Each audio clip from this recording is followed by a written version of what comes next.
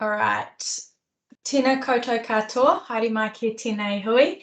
Ki te mana whenua rangitāne he mihi nui, tēnā koutou, tēnā koutou, tēnā koutou katoa. Good morning, everyone. Welcome to the Planning and Strategy Committee today. Just a bit of housekeeping to begin with. Obviously, this meeting is recorded and is currently being live streamed on our Council YouTube channel. And could elected members please keep their cameras turned on, but microphones muted unless you are speaking.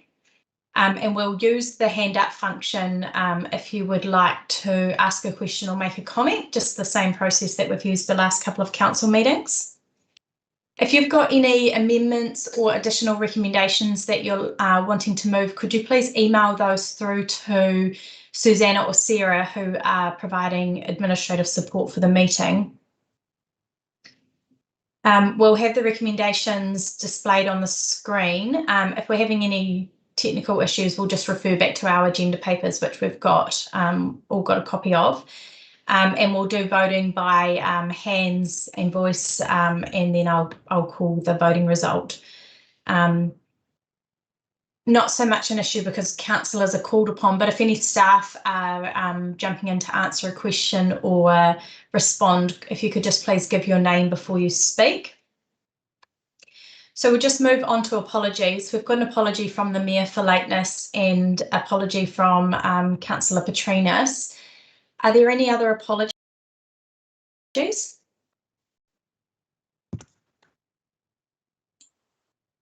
So we've also got apology from Councillor Dennison and Councillor Meehan for lateness.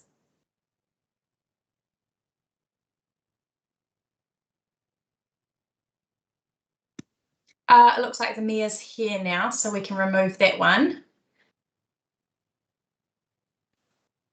You might have me. You might have me too, Deputy Mayor Rutherford. Oh, okay, great, thank you.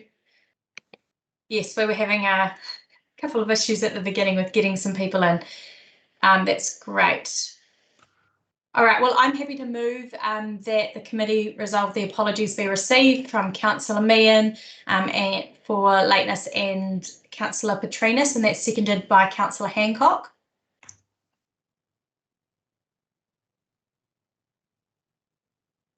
Is there any comment?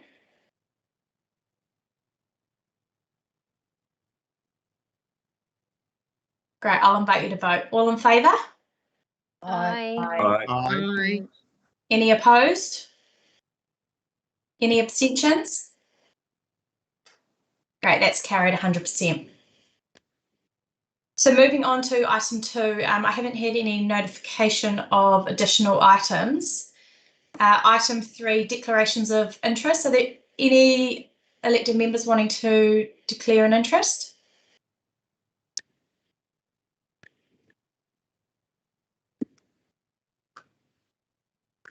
Great. We've had no notification of public comment.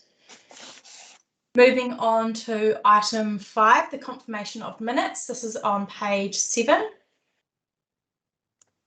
So I'll move that the minutes of the Planning and Strategy Committee meeting of 11 August 2021, Part 1 Public be confirmed as a true and correct record. That's seconded by Councillor Hancock. Are there any questions?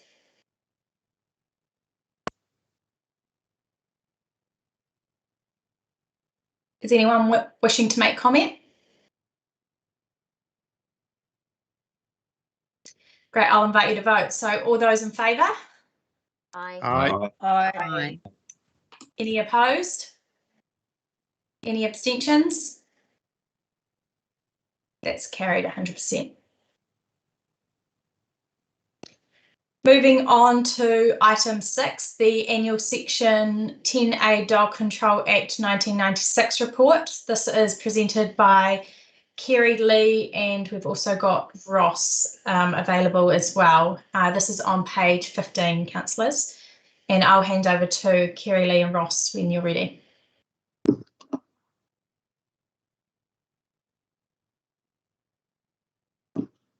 Good morning, councillors. As the Deputy Mayor said, I have Ross McDermott, who's the Team Leader, Animal Management and Education, with me this morning to assist with answering any questions. I understand that that the document is taken as read, so we're open to any questions that you might have.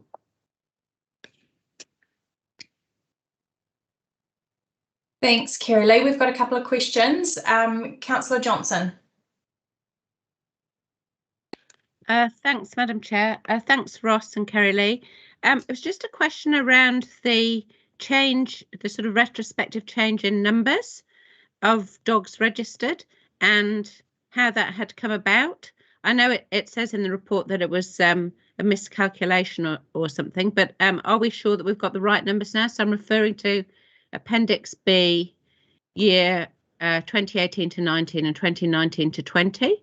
So are we confident in those revised figures, and how are we sure that we're getting the right figures now?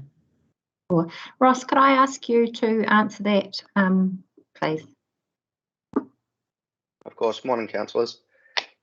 So in doing the report this year, I noticed a large increase in numbers across those two previous years, so the 18, 19, 19, 20 years. And on reviewing those numbers and the increase for this year, they seemed off. So I went back 2 years to double check those numbers were correct. So I'm quite confident that they're correct now. Okay. Yeah. All right. Well, is there how are the numbers calculated? Is it from the number of registrations paid, or how is it that you're calculating the numbers? Yeah, so our software system keeps record of how many dogs are issued a tag each year. And I was able to go back previous years and see how many dog owners had paid registration for their dogs and pull out the correct numbers there. Okay, thank you.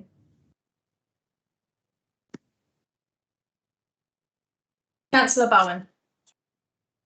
Thank you, Madam Chair. It was a question in the report. The paragraphs aren't numbered, but in 2 background, you talk about the increase in dog ownership during level 3 and 4 of COVID-19 being responsible for the increase in the number of complaints. But in Appendix B, even with the problem with the data, that didn't seem to be what the figures were saying. It seemed to be reporting a decrease from 9,183 to 9,021. So I wonder if I could get a comment on that, please. Has it increased or decreased?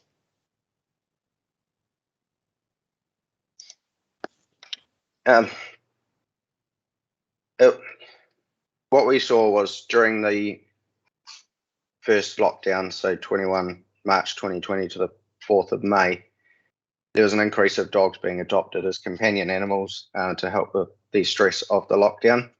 There was an increase of complaints after that lockdown. And speaking with other agencies, there was a lot of dogs then handed over for rehoming because people didn't want them anymore. So there was sort of an increase during the lockdown, an increase of complaints, and then again a decrease in dog ownership afterwards. So the increase will be covered across 2 years, 1920 and 2021.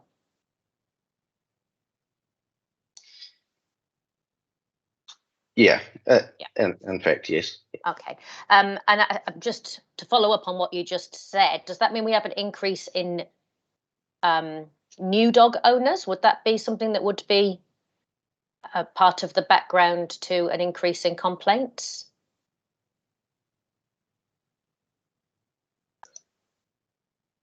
Oh, yeah, I think so, yes. Okay, thank you, that's helpful.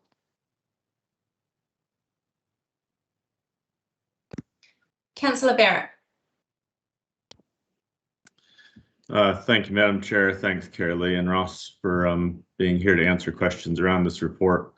Just had some questions around section 1.14, talking about customer satisfaction. Is there any prior data that we can look at there to understand trends in customer satisfaction?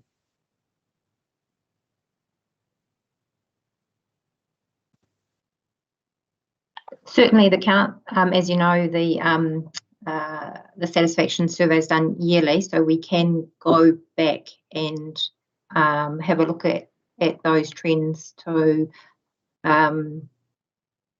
get a sense of how things are progressing. But I don't have them on hand today to sort of comment specifically. That's all right. Would it be possible in future reports to feature that trend? Absolutely. Great, thank you. Just in terms of the numbers there, I guess, how does that information influence your forward planning? Are there thresholds around levels of dissatisfaction that we think, gosh, we've got to respond to, or how's that survey information used to form your forward plans? So, as you will have seen, the biggest challenge is around roaming dogs and barking complaints. So over the last 6 months, we've been trialling a different approach to barking dog complaints. We're yet to to do a review of that approach to see if it's worked, but the initial statistics suggest that it has improved has improved the service to the customers, but we do need to look at that more formally. Great, thank you. I suppose finally, I mean, when I looked at that, I was a bit surprised, I suppose, to see that, you know, the numbers dissatisfied were that high. But maybe, you know, did they strike you as high, or does that seem consistent with what you might have expected from that sort of survey? It's reasonably consistent with last year, by memory. One of the challenges that we have with roaming dogs is that the dogs are faster than our officers. So we struggle to collect roaming dogs, if you like. So therefore, that I think contributes to the public's perception of us, of whether we're doing whether they're getting a satisfactory outcome. And obviously, and again, barking dogs is a very stressful issue for people, you know, living next door to that, and we recognise that. But again, it can be an issue that can be quite challenging for us to address with owners from time to time. So we would like to reduce those things, but we do recognise those areas that we do find challenging. Thank you. Finally, can I just ask, is there data that differentiates between number of complaints and number of complainants? Just noting that sometimes we have some quite frequent customers on the complainant side that, you know, have ongoing concerns. Do we differentiate that? Ross, are you able to answer that? So every time we get a complaint, they're logged, whether it's from the same person or someone different, they're logged in to our system individually. So we could pull that data out, but yeah, in general, the number of complaints is reflected by the number of calls we get about the same issues. Okay. Great. Well, thank you both for those answers. We'll look forward to seeing the trend data next year. Really appreciate the report. Madam Chair. Councillor Dingwell. Thank you, Madam Chair, and thank you, Kerry Lee and Ross, for this report. I've got two questions. One of them is similar to Councillor Barrett's question. With the numbers there, is that numbers per dog or numbers per complaint? As an example, if there was a barking dog and you had, I guess, 8 people around that area all making complaints about that one dog, is that the numbers there, or is the numbers per situation? Ross, can you answer that, please? So the complaint numbers are based on per complaint. And so as I mentioned before, if we get a call from a member of the public, that's logged as an individual job. And and dealt with individually. It might be included in a bigger investigation, but each complaint is logged individually. Is there a way of keeping data of how many actual dogs we have that are kind of causing, well, that are at the end of these complaints? It could probably be done. How easy that is, I'd have to investigate. Okay, cool. My second question was, there was a little note on page 21 about a dog getting stolen from the pound. With something like that, firstly, sort of how does that happen? And have you put measures in place to prevent that from happening in future? Ross, I'll ask you to answer that. So on this occasion, the person who stole their dog stole a vehicle and drove it through the front gates.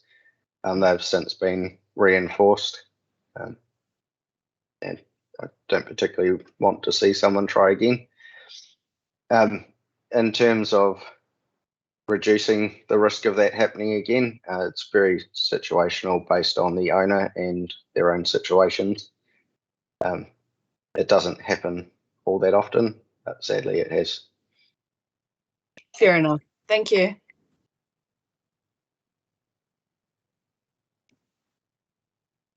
Councillor Butt. Thank you, Madam Chair, and thank you, team, for the report. Just for my own understanding, I just wanted to know what sort of jobs this contractor is doing, because on page 1 there is a mention of change of contractor. Can I ask what kind of jobs this contractor does? Yes, so the contractor is doing the same work as our previous contractor did, and Ross, please join me if I've got this wrong, but they are responding to dog attacks, secured dogs, aggressive and roaming dogs. Right, thank you. And my second question is, there is a mention of some attacks, but one attack has been mentioned as serious. What is the definition of serious here? Ross, would you answer that, please? Of course.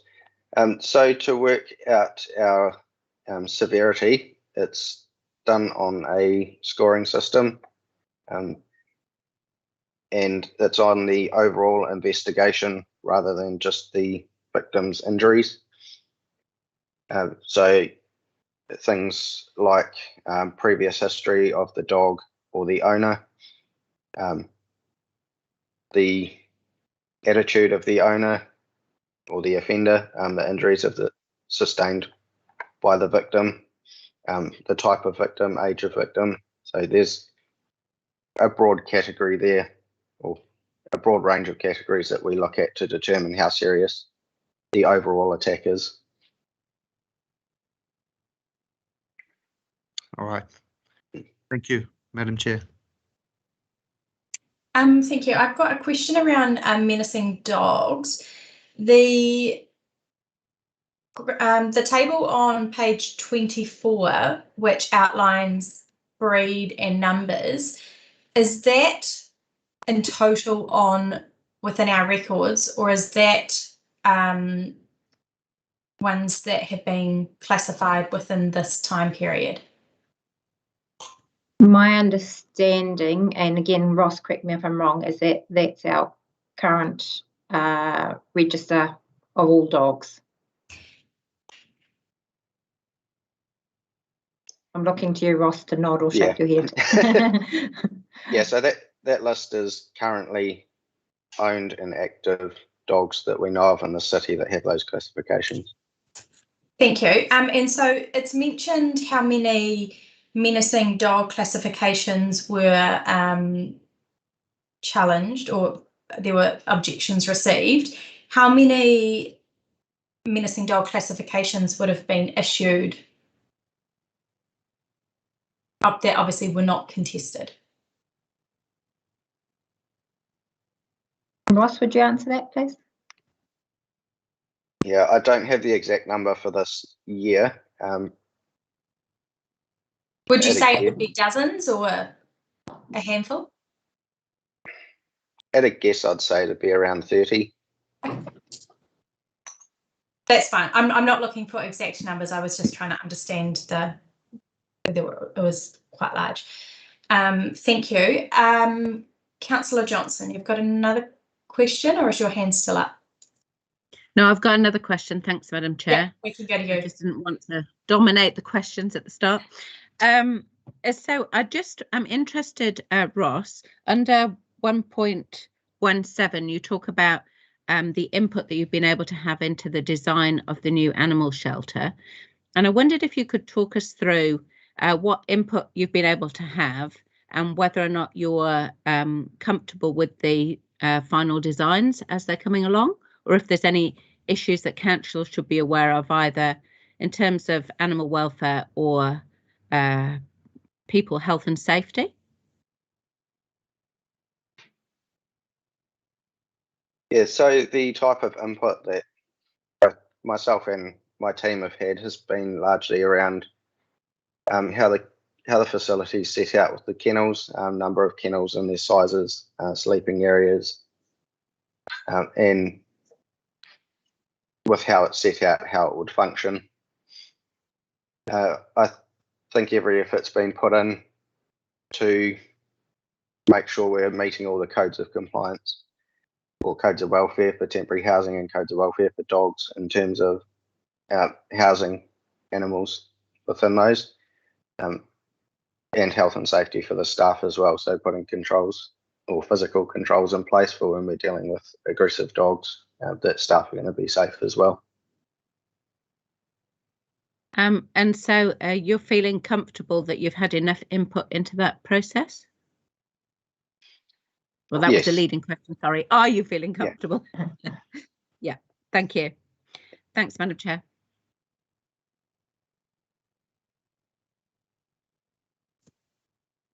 Councillor Meehan. Thank you, Madam Chair.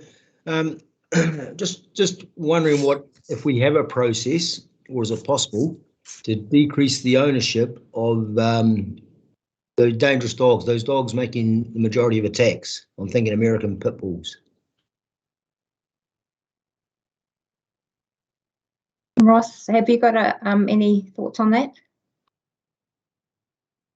So our legislation tries to assist us in that, with giving us those classification options, and it gives the city the option to choose if we want those dogs to be desexed with the menacing classification, which we have adopted.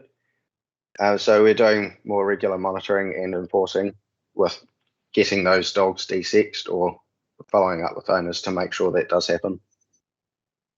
Okay, we don't actually have a process in place though where we can stop people breeding, or not so much breeding, but owning those dogs? Unfortunately not. Okay. And yeah, that's based more on legislation rather than a process that we would have. Okay, thank you.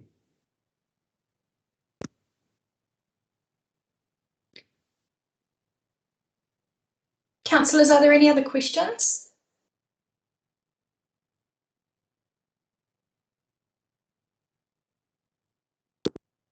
No, I don't have anyone else in the speaking queue. Thanks, Kerry, Lee and Ross. So the recommendation is that the report of the dog control policy and practices for the Palmerston North City Council pursuant to Section 10A of the Dog Control Act 1996 for the period 2020-2021 is attached to this memorandum titled Annual Section 10A Dog Control Act 1996 report presented to the Planning and Strategy Committee on 8 September 2021 be received. I will move that, seconded by Councillor Hancock, and I will open up for any comments.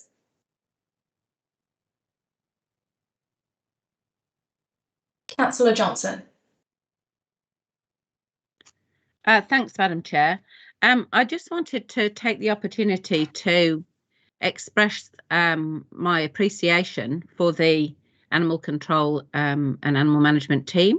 And I think the improvements that we've seen over the last few years are really showing in the stats now. So, for example, an increase on rehomed dogs from 11.8% last year to 21.8% this year. I think that's really commendable. That's avoiding animals being euthanized. And it takes a lot of effort to assess the dogs and find homes for them. And I think, you know, I really want to acknowledge that. Secondly, there's been a big uptick in the community outreach and education. So moving on from just attending, well, not just, but moving on from attending community events now into bite prevention in schools. And I think that this is a really good space for council to be working in. It's more of a preventative measure and an education measure rather than an after the fact sort of compliance situation. And so I think that that is a really valuable space for council to be working in. And I want to sort of commend that initiative, and I hope more schools will take up the offer.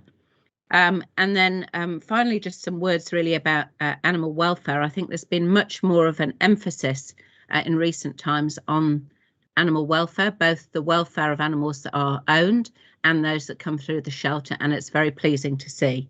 So I think it's a good opportunity to say thank you to the team, and I really appreciate the big improvements that we're seeing and the change in direction, and it's to be commended. And just finally, I want to say to Ross that I love the wee dog in your background. Thank you. Thank you, Councillor Johnson. I've got nobody else in the queue.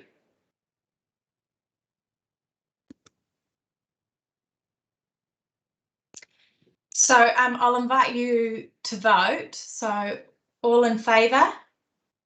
Aye. Aye. Any opposed? Any abstentions? Great, that's carried 100%. Moving on to item 7, the draft support and funding policy approval for consultation. This is on page 31, and we've got Julie McDonald speaking to this. Just so councillors are aware, we've also got a team of people in the background available to answer any questions, and they include Anne-Marie and Lily from policy, Stephanie from acting community development manager, Gillian from the arts coordinator, infrastructure team. We've got Bryce, Jasmine, Sharon, Kathy, Aaron, and Jason. So fire all your questions at the team because they are all here. And I'll hand it over to you, Julie. Thank you. Kia ora koutou, councillors. Are you able to hear me okay? Yes. I've been asked to provide a wee bit of commentary about the proposed policy, and as the Deputy Mayor said, once I've done that, then we're very happy to answer questions. So I will try and marshal as well as Kerry Lee did. So alongside this review of the community funding policy, there were a couple of other issues that needed to be addressed and have therefore become part of this review. The first of those was the lack of policy direction for the provision of support to for-purpose organisations with lease agreements for council-owned property, and the policy proposed there referred to as community occupancy. We thought long and hard about that wording, so happy to have feedback on that. Elected members asked for community occupancy to be included in the policy review during the development of the last 10-year plan. The rationale for the inclusion of those leases in the policy is to align that kind of support within the overall funding and support context, and to provide staff with the missing policy guidance for entering into agreements. The second issue was the business assurance review of events funding reported through Finance and Audit, which recommended that events funding be incorporated into funding policy in some way. So that review has had a significant impact on the developing scope of the proposed policy. So while we initially proposed consulting on the draft policy alongside the 10-year plan, the decisions made following the business assurance review meant that that wasn't possible, and elected members were informed of that change in May. So a couple of comments about scope. For the reasons I've explained, the review has extended the scope of the policy to include all contestable funding unless there's a good reason for its exclusion. That approach will promote consistent and transparent allocation of funding and other support, and that is one of the primary reasons for the policy at all. So the new scope means that the proposed policy includes funds which align to the purposes of the Economic Development Committee, the Environmental Sustainability Committee, the Community Development Committee, and the Play, Rec and Sport Committee. The terms of reference of the Planning and Strategy Committee make this the most appropriate committee to consider the report recommendations. And I just make that note because I know that it was discussed by councillors at an earlier meeting. So in terms of next steps, consultation on the proposed policy will proceed as alert levels allow and include opportunities for various sectors to have their say on the nature of council support. During the long-term plan deliberations, elected members asked us to provide advice on the possibility of entering into direct contracts for support with some sector leads instead of them being included in contestable funding rounds. The review did consider that matter, and the report explains the rationale for the second recommendation that's in front of you today. We consider that this matter will be considered most appropriately during the deliberations process, when discussions can be held about the kind of accountability required and which organisations would be eligible for that support. And finishing, I'd also like to note that the provision of support and funding is really complex. There are many operational issues involved with each mechanism. Some matters arising through the review have been dealt with in this policy process. The policy review, though, is not a review of the funds themselves. And we want to foreshadow the likelihood of staff providing advice about a more extensive support and funding review through the next 10-year plan process. This could provide an opportunity to have a closer look at the types of funding provided, accountability requirements, and any opportunities for further consolidation or streamlining to make council support and funding mechanisms easy to understand and therefore more accountable to the wider community. Happy to answer questions. Thank you, Julie. Now we do have a additional, or I guess a replacement recommendation that has come through from two councillors, and I'm just thinking that I might see if Sarah or Susanna, whoever's controlling the screen, could actually pop that up now so that questions can, if there are any questions that are going to arise from this, that elected members have an opportunity to have a look at it now, and they can consider that with their questions. So I'll leave that up now while we just go through some of the questions that are forming. So first up, we have got Mr. Mayor.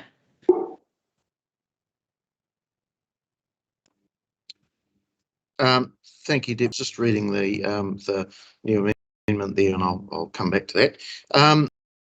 Look, thanks, Julie. And 3.22 of your report, I'll just go to it just a moment. We've got two options here. This is talking about the land and rentals for community groups. And I sense the officers want to go to a one-size-fits-all option. But I'm just thinking, what is actually wrong with what we've got at the moment in option 2? Now, I sign most of the leases on behalf of council, and the majority of them are similar or very much the same, depending on what sort of land or lease use it is. I'm just wondering why we're going to increase some of these organisations by up to 500%, or proposed push up their rentals by about 500%. I might ask Anne-Marie to comment on that, but just initially, I think the rationale there are obviously a number of different ways that council could go about setting those lease agreement amounts. At the moment, there's a very complex sort of giant spreadsheet of all the things, and I think the objective is pretty much to streamline and make it much more clear and understandable. I know Bryce is here as well, but I might ask Anne-Marie to comment initially, please.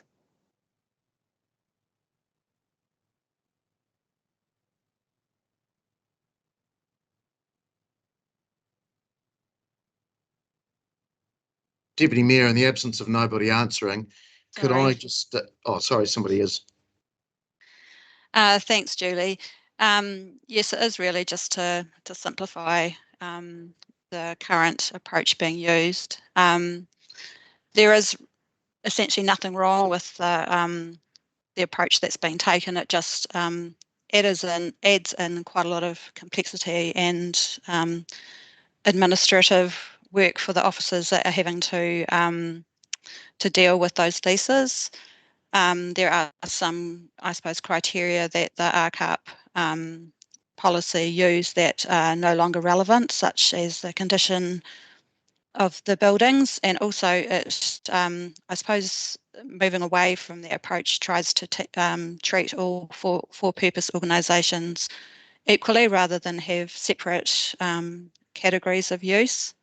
And as Julie mentioned, there are a number of ways of, I suppose, setting rents, and it was felt that on balance that the option one approach was a simple and more easily applied approach than what we have been doing. I'm not sure if Bryce wants to add anything. No, that pretty much sums it up. Deputy Mayor, if I could just, Anne-Marie, you're saying that there is nothing wrong with the current status quo, and remembering that no two community groups are really the same, but it's more of an administrative, and it's easier for the officers to put everything into one spreadsheet rather than having a number of different pages on it.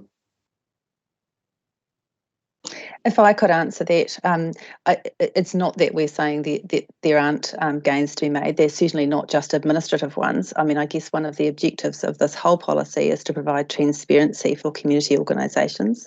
And so providing that guidance in this way is to replace, as I've mentioned before, a long, outdated piece of guidance that the staff are having to implement. So the advantage that we're proposing is streamlining and transparency. So through you, Deputy Mayor. So Julie, I take it that you say that the current process is not transparent. That would be true, yes. I'd also note that as Anne-Marie said, there are a number of different ways of doing this. If councillors wished to provide more guidance about how you would like that policy to be provided, then that's something we could consult on if you're interested in that. What we've provided is our best advice about a good system and a good policy. Sorry, Deputy Mayor, could you allude what is not transparent about the current lease arrangements? My understanding is that staff are developing those agreements based on a 1990s rescinded policy.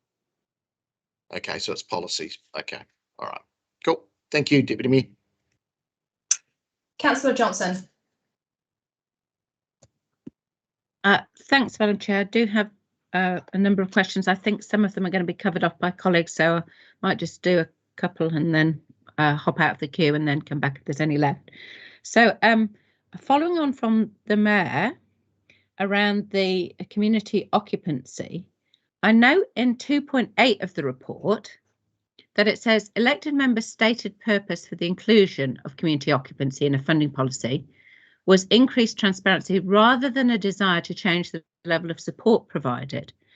But my understanding of going for option one, which is what's included in the draft policy, is that we would be changing the level of support required provided, because I'm not aware of every single lease, obviously, but I know that there are many that are only $100 or $150.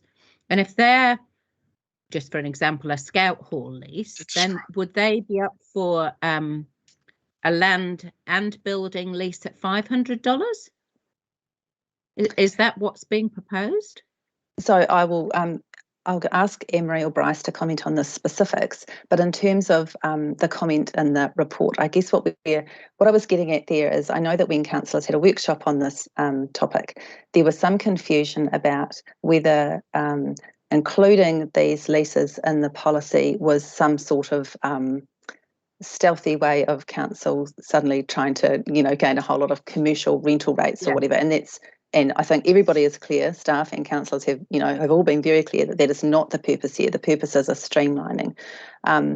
Having said that, I mean, there are obviously different things we could do in terms of the future review. Obviously, this would be once leases are reviewed.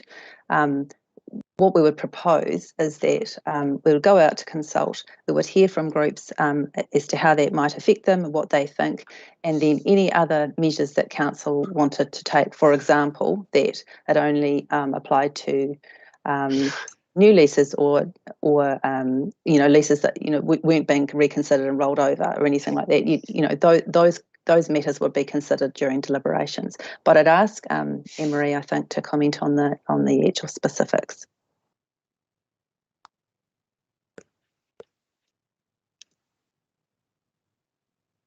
I don't have too much more to add to that because I think Julie has expressed that nicely. But yes, I mean the leases that we have, there has been no movement, I suppose, in those rental amounts for over 25 years. And as a consideration, we're definitely not looking at moving the rentals into any sort of market-related situation. Having said that, apart from there is I suppose a market or commercial link to the Hancock Community House facility, so that is slightly different to the for-purpose leases that we have on council reserve land. Okay, thank you. Just moving on to a different topic, which is the inclusion of the sector leads organisations on a contract basis. My understanding, because I think Julie has trained me well over the years, is that when you go out with a draft policy, the policy should represent what you're intending to do. And so I'm wondering, given the direction of council around lead sector organisations, why are we not going out with the proposal to go to a contract funding model for lead sector organisations as part of the draft policy? I think the answer to that is slightly complicated. So I guess the question that councillors asked staff to investigate, which is how those particular named organisations would feel about having their funding pulled out of the contestable funding, that's one issue. We did consider that, and the issues that we've raised about doing that are sufficiently numerous that we don't think it is to a point that we could make a recommendation about how much they'd get, who they would be, which groups weren't included in that. There are a number of complicated things there. We have spoken to the organisations named, but we haven't spoken to other organisations, and they do seem to be, they are affected parties, for example. It's the funding that will be pulled away from the contestable funding that exists. So what we're proposing is kind of a middle ground where we wouldn't be silent on that issue through the policy, because obviously it's something councillors are really keen to consider doing. But we would ask people who wanted to submit on the policy how they would feel about such a thing, given that it would have implications for other funding pools. I guess the actual mechanism, I think that's the simplest part. If council is agreeing to fund, for example, the Community Services Council, which seems like a really core example, through a different mechanism, it's really neither here nor there for any other organisation if it makes no material difference to them. It's just a pulling out and a making, of a line item. That's the kind of thing you would expect to sort of see happen through a 10-year plan or an annual plan, because it's kind of an accounting mechanism. However, the considerations that are still to be made, for example, would there be Sport 102 level of accountability required from those organisations? How would it differ from what they currently are expected to do through the SPG round? Those sorts of things are yet to be determined. So while we wouldn't necessarily advise that the consultation was silent about this possibility, the reason we've suggested consulting on it in this way is so that all those issues can be canvassed, so that when council comes back, deliberates on the policy and decides whether or not to do that people have had a fair go and an ability to raise those issues. I wouldn't necessarily see so if we had incorporated this in the draft policy at the moment, I don't think names would be named anyway. We did have a think about this a couple of weeks ago as to what criteria might look like. I think it would be pretty simple. She says that's the wrong word, nothing is ever simple.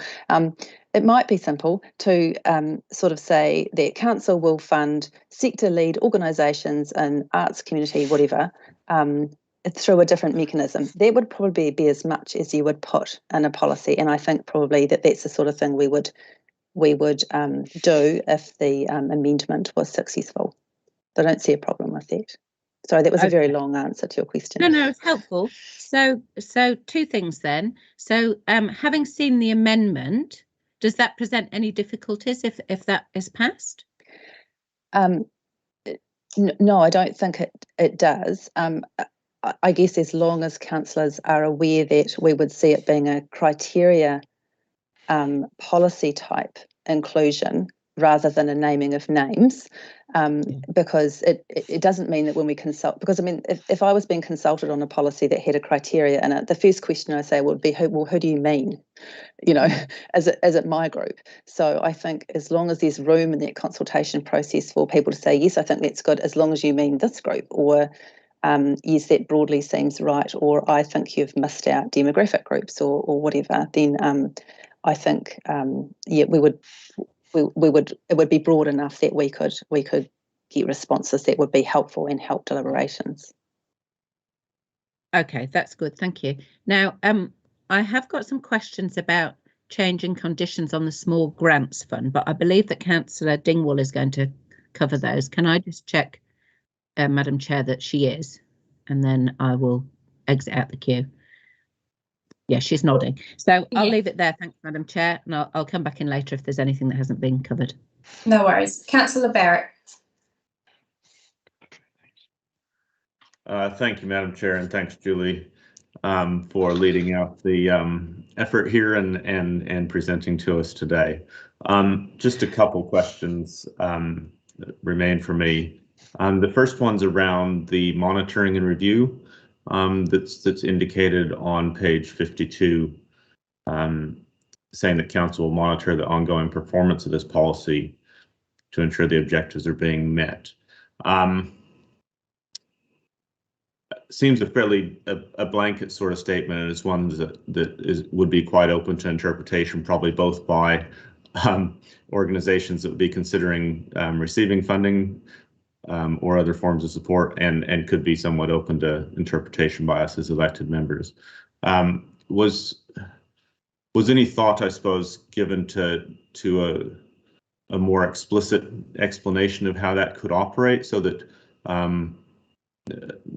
during this consultation process we get community feedback around comfort levels, because those processes can at times be quite onerous, but at times could also be quite light touch, and it's just not clear to my reading of that where we're going.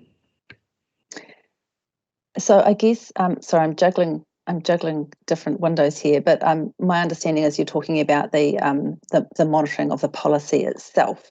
So I would note that there's a difference between the policy monitoring and then all the different funds and support mechanisms, because I mean this is like I said, this is a bringing together of lots of different kinds of support, and each of them is, you know, these are not new mechanisms. They've each got their own processes that sit with them. So, for example, a small funding round that requires, you know, groups to report on what they did with those funding, and then that gets reported to council. All those mechanisms are already in place, and a lot of those are reflected in the guidelines and the policy in the earlier sections about reporting through committee, making sure those funding decisions are public, those sorts of things. So I think there is some monitoring of the funds themselves embedded in the policy earlier. In terms of the monitoring of the policy, the recent policy, the Business Assurance Report on Policy Framework, I think has probably got some decision making to come that will affect how policies are monitored and reported back through council. I think it's probably fair to say that often policy reviews start over looking forward rather than looking back, and I think that is something that we're probably going to bring you some more work some more work on. So at the moment it is a fairly blanket statement, I suppose, but it's set aside from the monitoring and review and reporting on the funding mechanisms themselves. Great. Thanks. That clarifies that, Julie. The second question that I had was around page 64. There's an example of it there. I think it appears a couple times in the draft. And it's the references to economic benefit. And the examples given are quite immediate forms of economic benefit, like how many bed nights we can actually fill in hotels with an event. Is there consideration around the longer term sort of economic benefits that might accrue from an event that might not necessarily fill a lot of beds, but might actually have some longer term economic impact? I'm very sorry, I got thrown off and then back on again. Can you hear me now? Yes.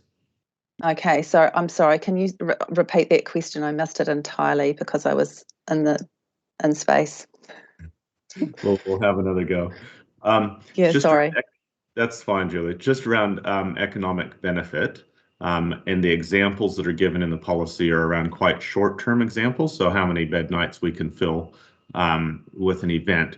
My interest is in whether there are examples of longer-term economic benefit that we might be able to contemplate and perhaps refer to in the draft, so that people might think about events that don't necessarily fill a lot of hotel beds, but over time through economic benefit.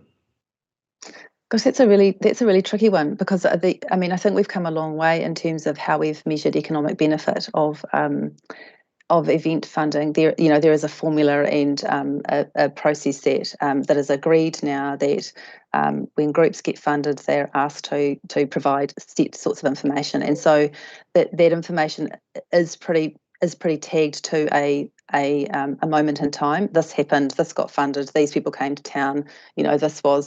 This was the thing that happened. I think clearly council would be interested and open to more longer term sorts of demonstration of longer term benefit. I'm not sure that we're necessarily in a place that we would be able to provide guidance on what that would look like or what that would say. Having said that, that doesn't stop applicants making a case for those things and providing that in a way. But that's certainly something we could think about during the deliberations process. It'd be interesting to hear back from people making submissions on what they think about that. Thank you. Finally, Madam Chair, just a question around peer review and how peer review is referred to and used in this policy. So I think my reading of it is that peer review can be used to review applications, but it wasn't clear to me where peer review might be used to review decisions in a way that would both support stronger decisions and provide some form of protection to the individual or individuals in staff that are making the decision. So just wondering, I guess, firstly, are we contemplating using peer review of decisions? And if so, where? So one example I can think of is in one of the Natural and Cultural Heritage funds, for example. I've been a peer reviewer for that fund, so I have nothing to do with the administration of the fund itself.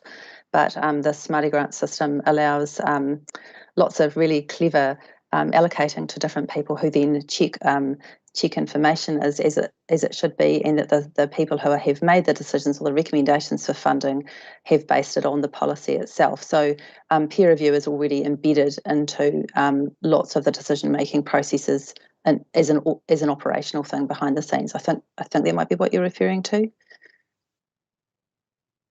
Thanks. I mean, that's certainly helpful to know that it's that it is common practice. I guess the question that comes from me, and it's not necessarily one that needs to be lead to amendment now, but is just to reflect on how explicitly and how clearly that is reflected through the policy then, so that it's clear that is a standard practice, basically, in reference to this policy being executed. I think just to add to that, you'll note that we've included in the policy a mechanism for unusual circumstances, really, and that mechanism we're proposing is that things come through the chamber rather than be decided in other ways. And I mean, something that we are silent on at the moment is, I guess, any kind of challenge or protest about any kind of response. I think there are some words in there about essentially the judge's decision will be final. So it doesn't, this is an open democratic organisation. So clearly anybody can come to council and make their views known about what they think about any given funding decision. So I suppose it would be perhaps something to consider, as you say, what the closing of that loop is funds are allocated, they are published, information is known. Staff are already having to rely on a lot of information from organisations about how they performed last time, what they did, how everything's been going. So there's quite a big feedback loop in there. I guess we haven't necessarily articulated anything particularly specific. Great, thank you. That's helpful. The only other questions I had were those around the signaling of intent for sector lead organizations, and those have been well covered off. So I'll hand back to you, Madam Chair. Councillor Dingwell. Cool. Thank you, Madam Chair. So my big question, firstly, is with it's on page, checking so you can see it, 56. On page 56, when we're talking about the Community Development Small Grants Fund, and under exclusions, there are 2 sentences there, and I'm just wondering if you can confirm that those are completely new criteria. And so those 2 sentences are applicants who at the time of applying are or will be recipients of Council's Strategic Priority Grant, and applicants whose current assets minus current liabilities are more than 2 years running costs. Are they completely new exclusions to this grant? Oh, I have no idea. I'm going to ask either Lily to comment or perhaps Steph.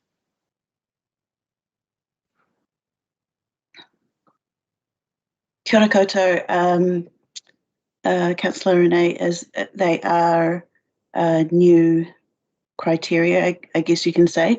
That grant is administered by Community Services Council, and the criteria at the moment is quite broad.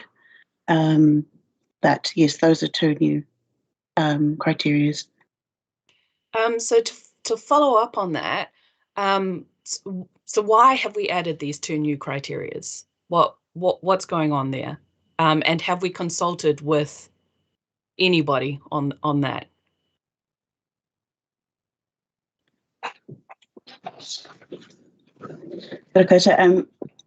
So as Julie said, that this policy we had to balance it between trying not to do a funding review at the same time, but for certain issues we had to provide some kind of response through this process. And for the small development grants, there was some issues raised as to the broadness of the criteria, and that the other difficult situation with that grant is that it's administered by the Community Services Council. I guess there's reputational risks in the way that they can administer those funds. So we wanted to provide from council clear direction in terms of what that fund is trying to achieve, and also thinking about that fund in the broader scope as to the voluntary and community sector, and providing operational support. So it's another tool alongside SPGs, alongside community occupancy and so forth. But I guess with that, with the issues that were raised there, were they raised are they issues that staff have raised, or are they issues that the community sector have raised?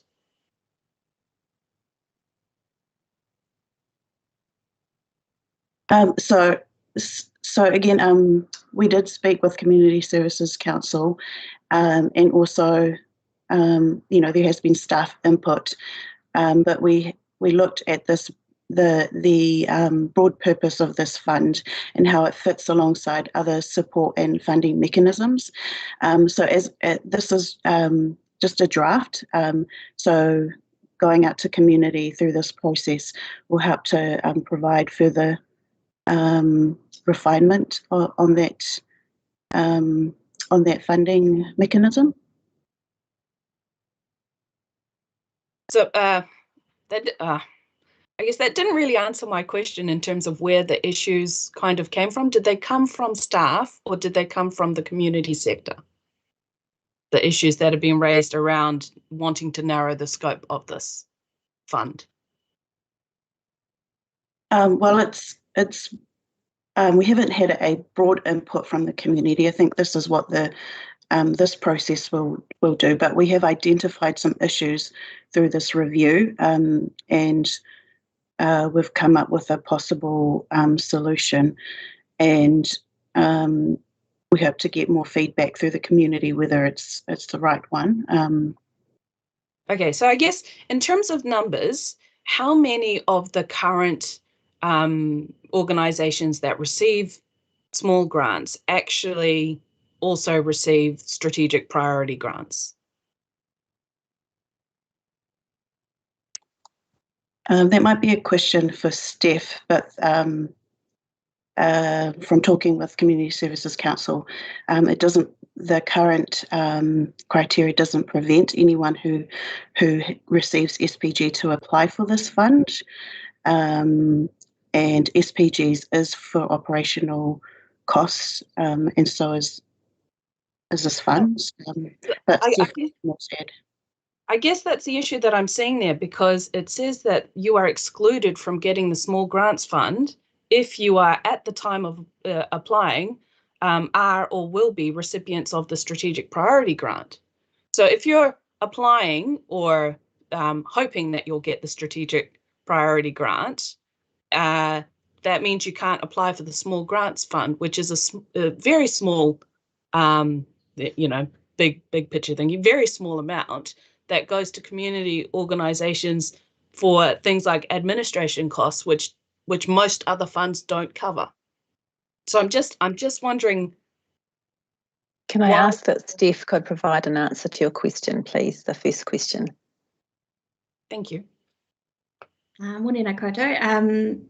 The first question, I think, was around where the issue came from that this is trying to address. So in conversations, and I know Lily had conversations, as did myself and Gillian with CSC, it was clear that there was an issue around administrative burden for this fund, and that the scope is so broad that they get so many applications to process, and that there was something that they'd like to look at. That was our understanding. So with that information, we were looking at the intent of that particular fund alongside the other funds, and this is what we came up with in terms of addressing that. So I do understand that there are organisations that are SPG funded that have received the small grants, over the last few years, including this year. I don't have the exact numbers to hand. Okay. I will leave it there then. Thank you. I've just got two questions following on from Councillor Dingwall's questions. So with the narrowing of the scope, just to clarify, is the officer's view that because the SPG grants can provide for that administration aspect, which, as Councillor Dingwall's identified, a lot of other funders won't pay for, that side of things. They'll pay more for program delivery. is it seen that it's I think double dipping is the wrong word, but is there seen that there's crossover and that actually they should be seen to be achieving two different outcomes? I'm just trying to understand, is that the perspective from staff? Is that what the intent is, to try and make it really clear and put clarification around these two separate pools of funding rather than there being crossover? I think if I can, I mean, I think that seems to me the tenor of the conversation that that Lily and Steph are providing. I think you're correct that double dipping is not it's not the right term. I mean, double dipping really just means it's kind of fraud, really, to the same funding for, you know, two lots of funding for the same thing. However, I think the intention here is to distinguish between the funds, and I guess this is a little bit what I was getting at in terms of a future funding review. It may be that in future, if council looked at all the streams of funding, there might be different ways of organising it. What we're doing is we're working with what we've got at the moment and trying to provide some distinctions between the two. I think if you leave that criteria as it's proposed, it will be really interesting to see what actual recipients of both of those funds think about that, and that's the piece of the puzzle that we don't have yet. Okay, and to clarify, there was no pre-consultation work done with this report, that it was actually, I mean, there may have been early conversations, as Steph has alluded to, that formed the basis of some of this judgment, but the intention is that the signing this off for consultation today is the mechanism to actually go and enable those conversations.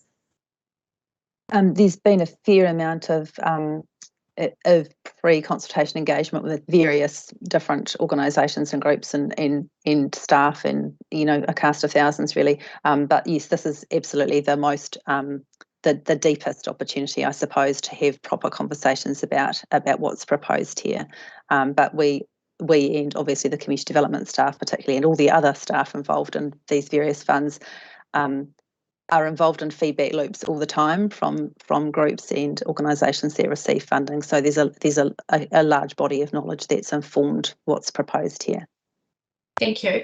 And then just my final question was just a comment that Lily made around the Community Services Council, and I think that she said the reputational risk as to how they administer the fund, and I'm just trying to understand what is meant by that, because I don't know whether I missed something before that sentence, but I'm not understanding what the potential risk is, or what the actual risk is, reputational risk for that organisation. Lily, I'll ask you to clarify that. Yeah. Yeah, so sorry. There's a lot of context missing from that comment.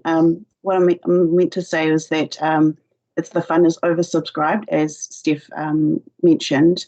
There's a lot of groups applying and vying for that fund, and because it's a small amount, and community services are essentially administering it to their own members in some cases.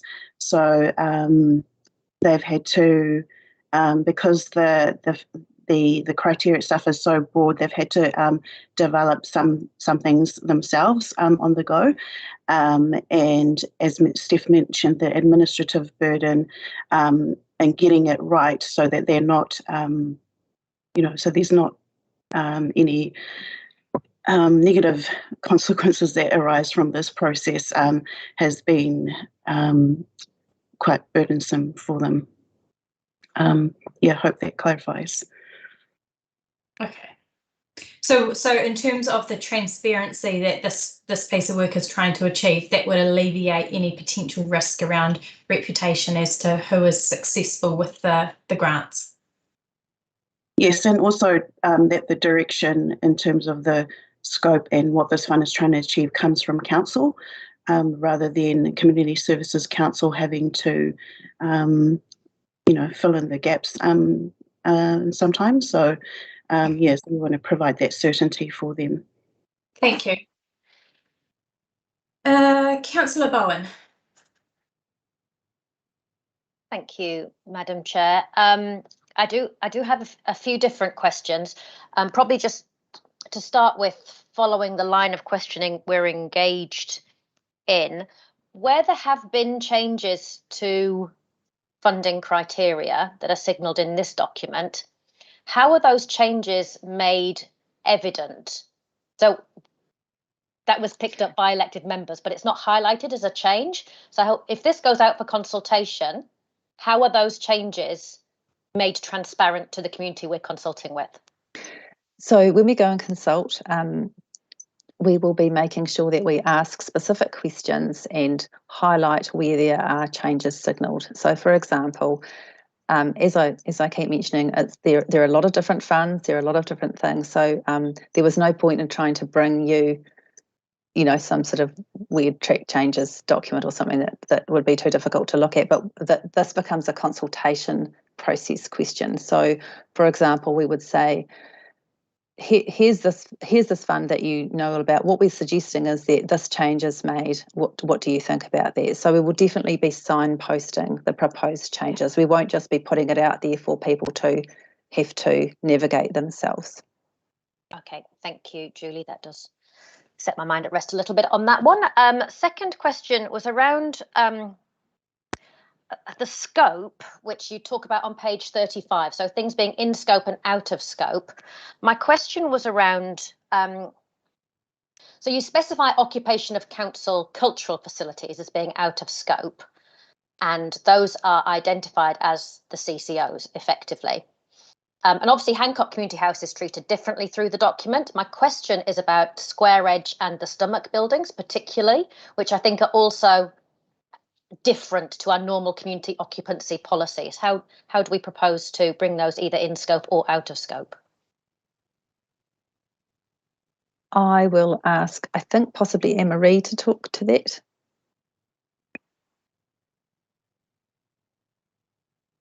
Bryce covers that. Is Bryce still there? Oh, ping pong. Yeah. Yes, I am. Yeah, so essentially both Square Edge and the Creative Sounds building fit more closely and align better with our cultural facilities portfolio alongside the CCOs. Thus, they would probably be, thus being proposed, they'd be excluded from this process.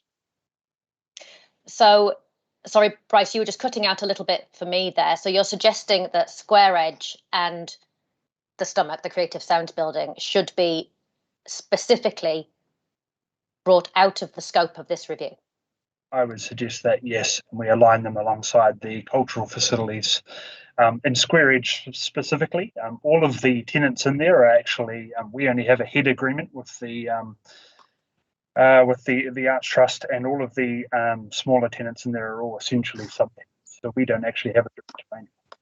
Okay, so do I need to move that as an amendment to the draft? I just like Anne-Marie to comment on whether that's a good idea.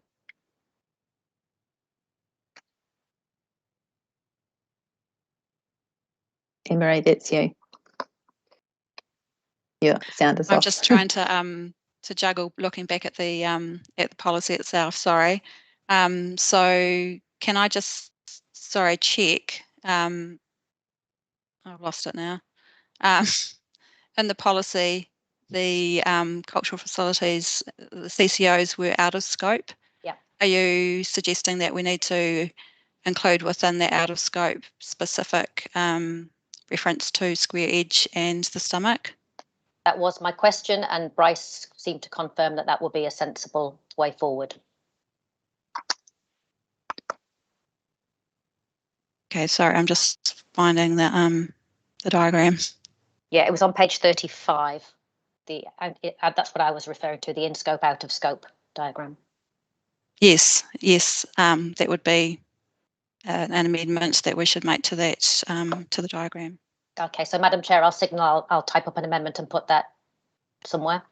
My next question, but this is just a bit, it might be picky, and there might be a reason why we've not done it. So I'm asking the question. In the document, we don't establish a quantum of funding at any point, as far as I can see, and apologies if I've missed that. But we don't say this fund is currently this amount of money, or this sector gets this amount of the total pot of funding. Is there a reason why we don't do that, and would it be possible to do it?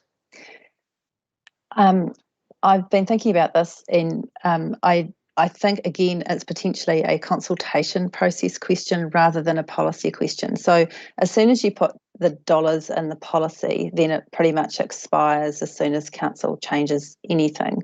And what we're trying to work towards here is having a high-level policy document that guides decision-making. However, when we consult on these funds, I think it would be sensible to sort of say, remember, that's this fund and there's this much in it. You know, that seems to be a reasonable thing to do, because that's the kind of thing people will ask. Are they, you know, are they going to spend all their time talking about a fund that's got $10,000 in it, or the one that's got $300,000 in it? And I think that is reasonable. Having said that, and this is a funding review question again, and I'm going to keep saying that, the way that these funds are provided and described in the 10-year plan process, I think, in my view, could be improved. Some of these funds sit within the MSL budgets and are not transparent in the 10-year plan. And so I think the fact that it's difficult for staff to identify some of the details here mean that, yes, this is absolutely something that we should be able to ask about through the consultation, and it's something that could be improved for next time around. Thank you, Julie. And my last area of questioning, Madam Chair, was back to this idea of sector lead organisations. Obviously, when Councillor Johnson and I brought this forward in the long-term plan, the model that we were basing that off was the Sport Manawatu model, which I think everybody accepts has been very successful. So I wanted to seek a comment about what we can learn from the Sport Manawatu model so that we don't reinvent the wheel in this consultation process. I guess the difference with Sport Manawatu is one is the amount of funding is quite significant, and there is perhaps a contract for service element there that is different from grants funding. So some of that is grants funding that Sport Manawatu administers on council's behalf, and some of it is funding for services.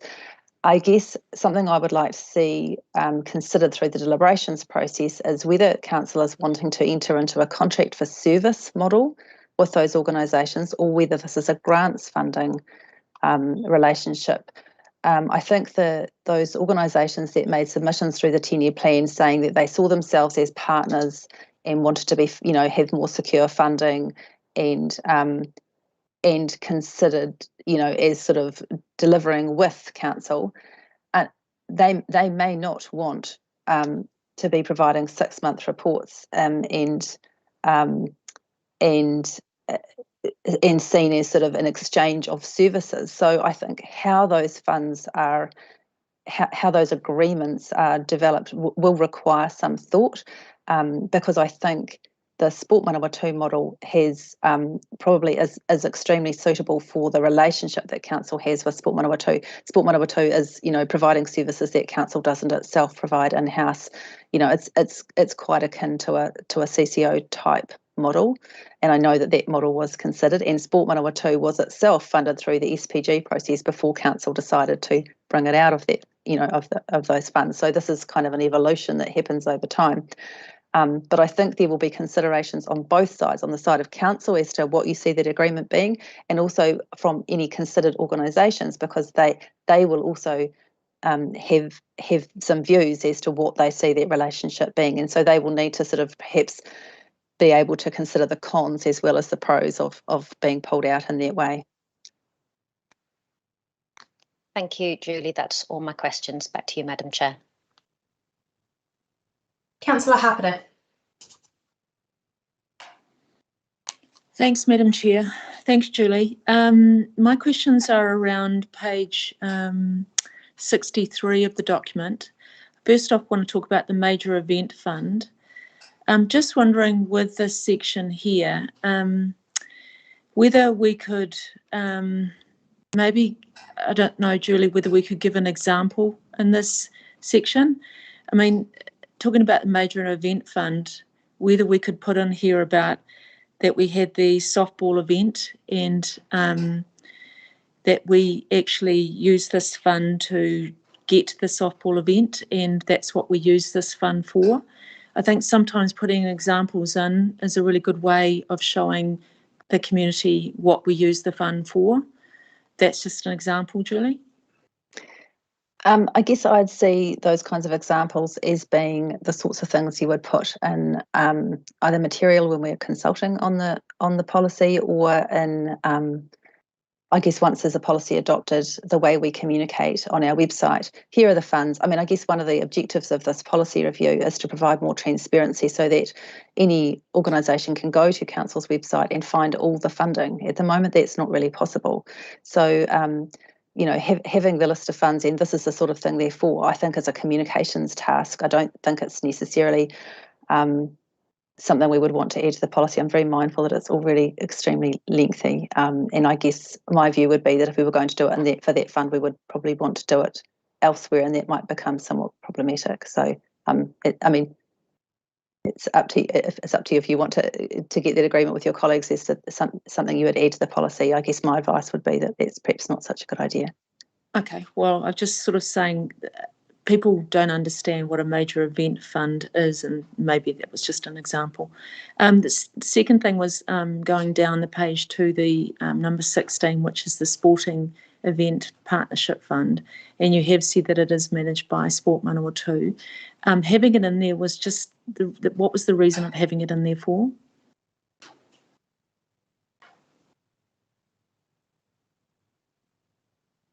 Julie? Sorry, the reason for explaining that it's administered externally? Yeah, I don't understand. Is it just to consult on it? What was the reason why you got it in? Oh, I think it was just an explanation of context. Similarly, as with the Small Grants Fund being administered through Community Services Council, although maybe that's not, not noted, I'm not sure. So there's no reason, I mean, at the end of the day, it's not going to be taken out. It's going to carry on the way it is. Is there any reason? Sorry, I'm not I'm trying to understand why you've got it in there if it's not going to be taken out. I'm trying to understand why it's in there. I think Councillor Harper is asking why the Sports Event Partnership Fund item number 16 is included in the review for consultation if it's administered by Sport Manawatu and there isn't proposed to be any changes. Sorry, I'm just a bit confused as to whether you're talking about changes as to who administers it or changes to the fund. No. Oh, so I'm just this understanding why you're putting it in a document for consultation. Oh, into the policy? No, going out for consultation. This is a consultation document. Yes. So my apologies. You're querying why this fund is in the policy? No, why it's going out for consultation. Yes, but this policy is going out for consultation. Yeah. So my question is, are you asking for any changes on that policy point? So the purpose of this policy is to consult with the community about how all the contestable funds provided by the City Council through whatever mechanism are provided. So that is one of the funds. Okay. And my last one is the sponsorship fund. Yes. Again, a lot of people won't understand what that fund is, and I don't know if what you've put there is enough explanation. So my point is I don't think that's clear enough. That's my view as a councillor, and just reading that points that you've got there, I don't think it's clear enough. That's my view. Did you have a question, councillor? No, sorry. Councillor Michelad. Thanks, Madam Chair, and thanks, Julie, for the report. Just wanted to ask a question in relation, just one question, just to clarify. I think a lot of questions have been asked, and just wanted to clarify on this. It's in line with what Councillor Barrett asked in relation to peer review, applications, being peer reviewed. My question is not so much about the review of the policy itself, but more about the review of application or the application process and how applications are assessed. What sort of assurance mechanism that we have in place to ensure that that people can actually trust that the process is fair and robust? Because let's say in the event that, you know, an application gets denied, this gets declined, for example, are there, and then the applicant gets to appeal the decision. Do we have, a panel to sort of review that decision, or the judge's decision? This one, if you know what I'm trying to convey. Yeah, it's a really operational question, I guess, and probably the answer would be depending on which fund you're talking about. I'd be happy to have any comment from any of the operational staff who are here to talk about their particular funds, but I think as a general comment, I'd say that the purpose of this policy is to elevate the accountability and to be more explicit about those processes of accountability so that council and the community can have confidence that decisions are being made well and that the funds are being administered as they should be. Beyond that, I think your question kind of gets at, are people doing their jobs? And I'm just not really sure I need to comment about that. But unless you have a particular question about a particular fund, it's probably a little bit difficult for any of the operational staff to comment broadly. Okay, no, thank you. No, I think my question was just a general question, just to make sure that, that people can, that the process can, since you mentioned that the purpose of the policy is to elevate, to make sure that, there's an accountability process. So, being able to review the decisions of applications as well, let's say in the event of an appeal, I think is something that is also, I think, important for people to sort of know. And do you have a question, Councillor? Have you got another question? No. Councillor Johnson. Thanks, Madam Chair, for coming back to me. I've got a question following on from Councillor Dingwall's questions about the exclusions on the small grants fund. The first question is, that is a fund which I'm quite familiar with. I'm not familiar with every single one of those 20 odd funds that are in the policy. Are there any other changes to those funding policies in that consultation document that you think you should draw to our attention? Because I understand you said that you didn't want to provide a track changes document, but I am now concerned that there may be changes to other policies that I have not picked up. I wonder if you could assist. Sure. Yes. So there are the major changes, I think, that are proposed here are either clarifications where it hasn't been particularly clear, and I think that Lily has explained that well as to the difficult situation that Community Services Council have found themselves in.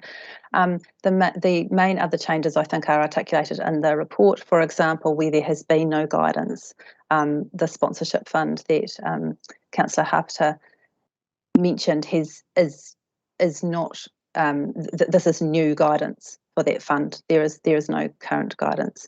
Other changes. There is a publicly available current community funding policy, but that will only cover the funds that were in scope last time this fund was reviewed. The policy was reviewed.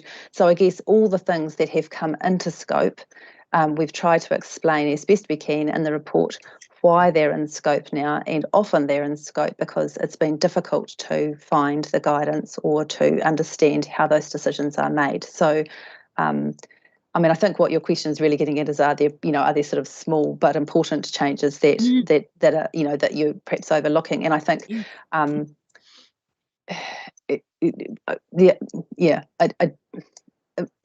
the two things are both available. When we consult, we will certainly signal any what we, in our judgment are major sort of changes, but I don't there's certainly no U-turns in terms of anything that's proposed. The major changes are the ones where we've gone from no guidance to trying to provide some guidance and getting people's views on that.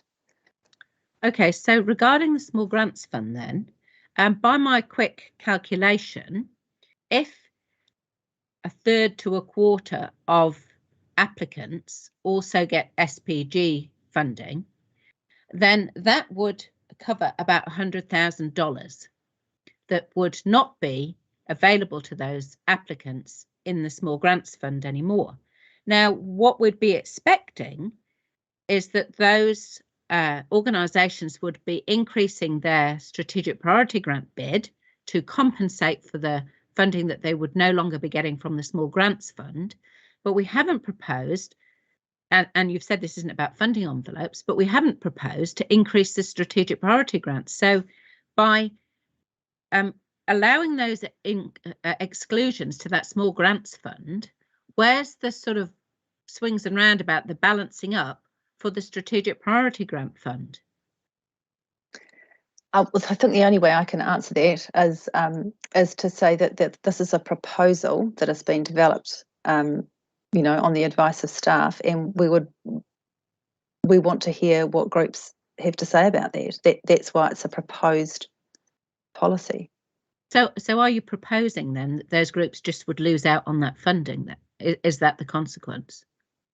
I think what's proposed is in the policy, which is that the SPGs has some guidelines and some particular scope, and as you know that that funding has a certain envelope, and then the proposal is also that the small grants fund also has some specific criteria, and I think we'd be really keen to hear from groups as to whether they think either that it's one is going to unreasonably exclude the majority of funding applications or whatever, or that there's still too much overlap, or perhaps they think that there should be overlap and that it's just a matter of scale.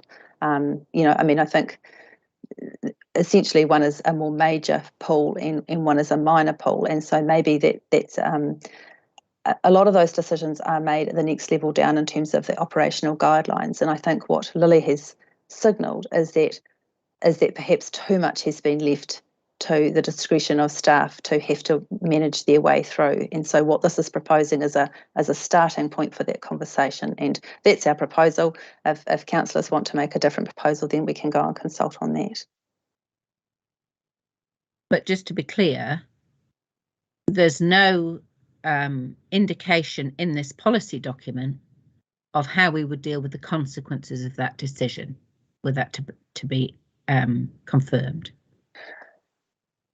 I think that would be a matter for the deliberations process. So, for instance, if I don't want to preempt the views of submitters. Okay, no, sorry to interrupt, Julie, but I think you probably answered as much as you can, and I'm looking for answers that you probably are not in a position to give me. So that's fine. Thank you. Thanks, Madam Chair. Mr. Mayor. Thank you, Deputy Mayor. And just look, forgive me if I fade out. My internet is all over the place, so apologies there. Julie, I just want to tease out a little bit more where I think Councillor Mickelard was going. Is if this policy is approved or even sent out for consultation, elected members basically would give away their advocacy rights. It'll be very much a staff operational driven decision-making process thereon. Sorry, I'm not following. You'll need to clarify. Okay. I'll explain our roles. As elected members, we advocate for the community, and they'll come to us with different opportunities or different things. If it doesn't fit where the officers or the decision makers, which in this policy are the officers, where does it go then? Where's the accountability? I see. So as we've noted in the report, there is a new provision in this policy, which is that things that are out of scope, or where, for example, there's an exhausted fund, but there's a really good submission from an applicant that would otherwise be funded, those things actually do get channelled through the chamber. At the moment, there's no guidance that will happen, and so staff at various levels are in a really difficult position as to know what to do with such applications. So the ultimate decision makers on all these things are obviously councillors.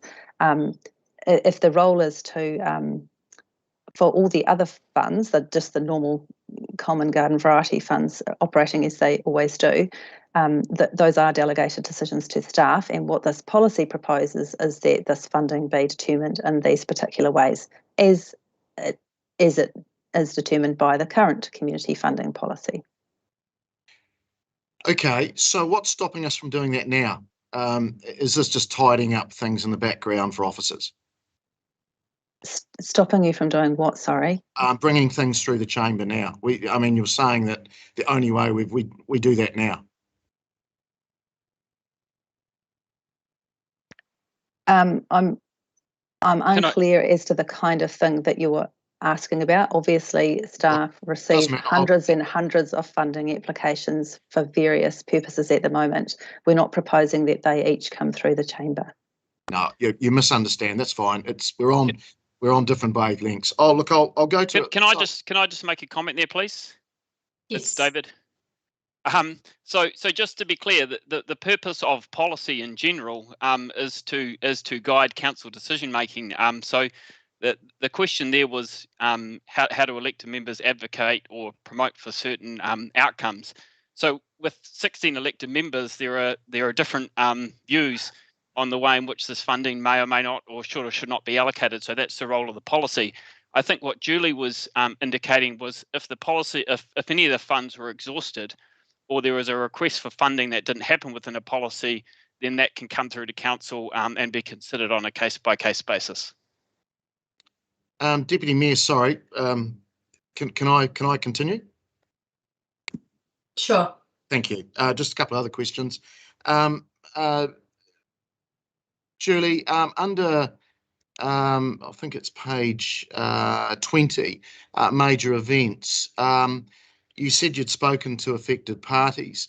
I note there the allocation now has been changed to be a maximum of 30,000 per financial year. The major events, that's quite small, and it would obviously.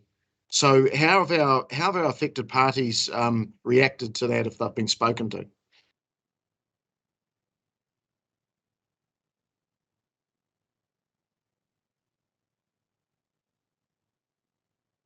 Sorry, had to do it once.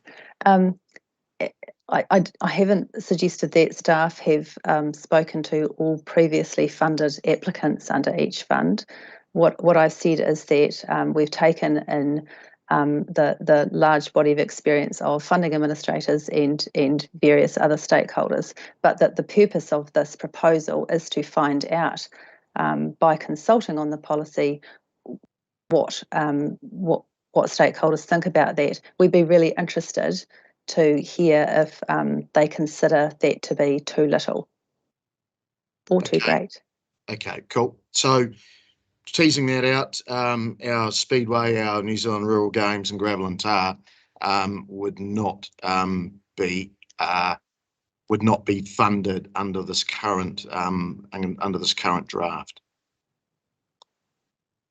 I'm sorry, I'm not sure how you're reaching that conclusion. Oh, just by the amount of money that are funded to it in the current environment. I think I'm not sure about those specific examples as to how much they have received at various times, but what this policy seeks to do is to provide a fair way of allocating a reasonably limited fund, which can often have quite large demands on it. It would be really interesting to hear what potential funded organisations think about the quantity there that's suggested.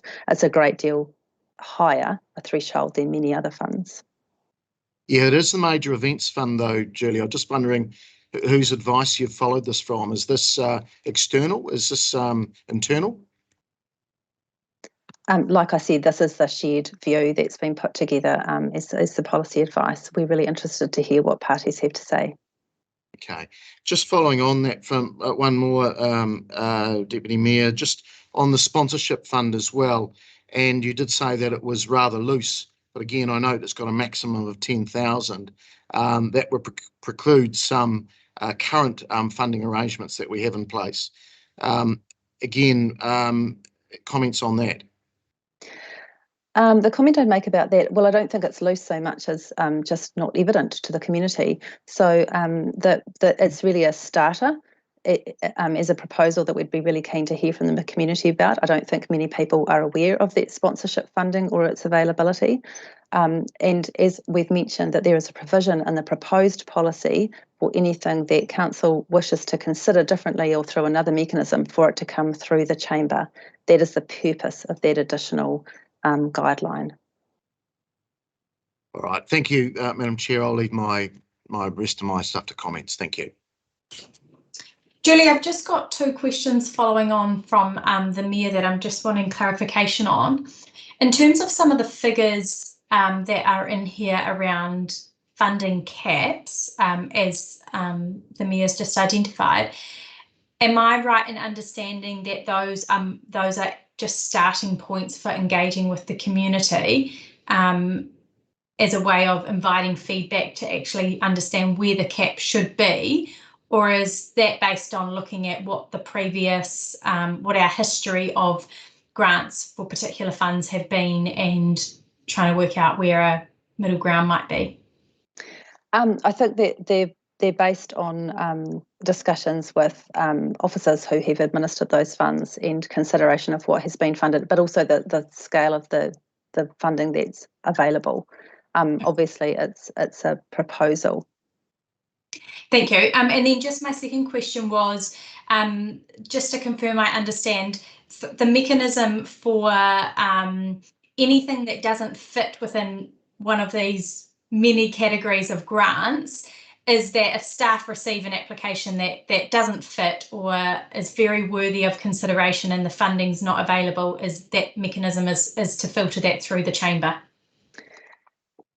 So I haven't got the wording exactly in front of me now, but yes, it's as expressed in the policy, but this really directly relates to the business assurance process, which found council wanting in terms of the mechanism for what happens when something is at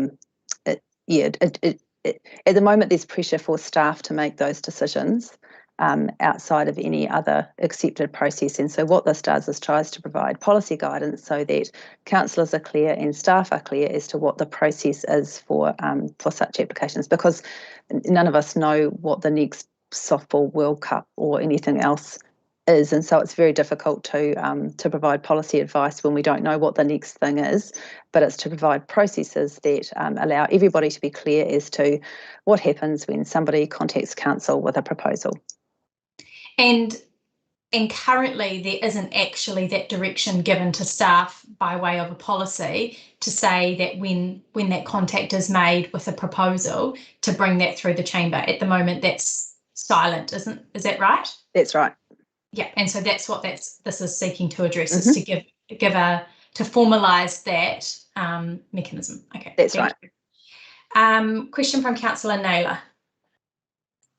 Thank you, Madam Chair, and thank you, Julie and others, for the work you've done. My questions are around the land-only and land and building leases outlined on page 37 and 38, and the option 1 and option 2 that's there. Am I right in understanding that option 1, the standardised costings, is that just about recouping costs in terms of staff time to administer that?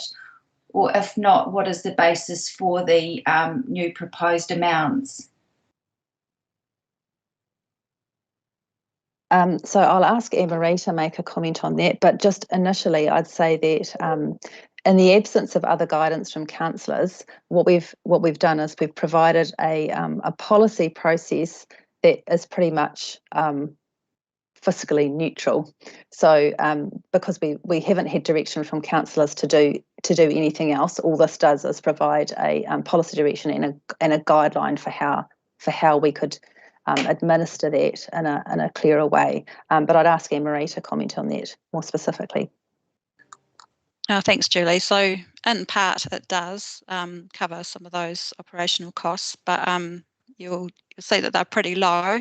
So yeah, it is really just a contribution towards those staff working in that area to manage that leasing process. Okay, thank you. And just further question, on page 38, 3.23, it talks about that there would be no financial impact if there is no change to the rental framework as an option 2. So what I'm hearing from you, are you suggesting that there's no financial impact under option 1 as well? So are both options cost financially neutral overall? No, option 1, which is the option put forward by staff, would result in an increase in the revenue for the for-purpose groups occupying council land. It's not a huge amount. I check in with Bryce, but we don't receive a lot of revenue from those leases given the quite low rates. But yeah, there would be a more revenue obtained through option 1. Okay, and sorry, Madam Chair, if I can just ask one further question, just trying to understand the impact of the principles in this policy. So it was outlined earlier, 3.9, somewhere earlier in the paper, the equivalent rental equated to 700 and something thousand of what community groups are getting that would, as compared to market rentals. Would the expectation for these groups be for that same annual reporting for how they deliver on the effective, what they're receiving effectively through reduced cost rental? Would that reporting be the same as it's outlined on page 50? There is a change in this policy that would be required for there to be more reporting accountability for those for-purpose groups that are occupying council land. I think there is some limited reporting at the moment, but again, it's a little bit dependent on the lease arrangements that are entered into with those groups. But this would, I suppose, make it fairer across, looking across all forms of support that those tenants, those that hold lease agreements with council, are expected to report back. Okay, that's really helpful. Thank you very much. Councillors, are there any other questions?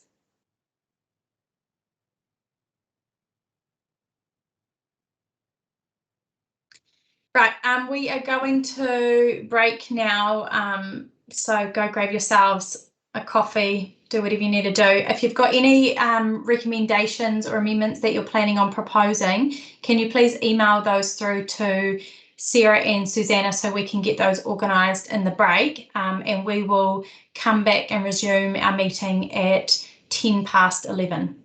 Thank you.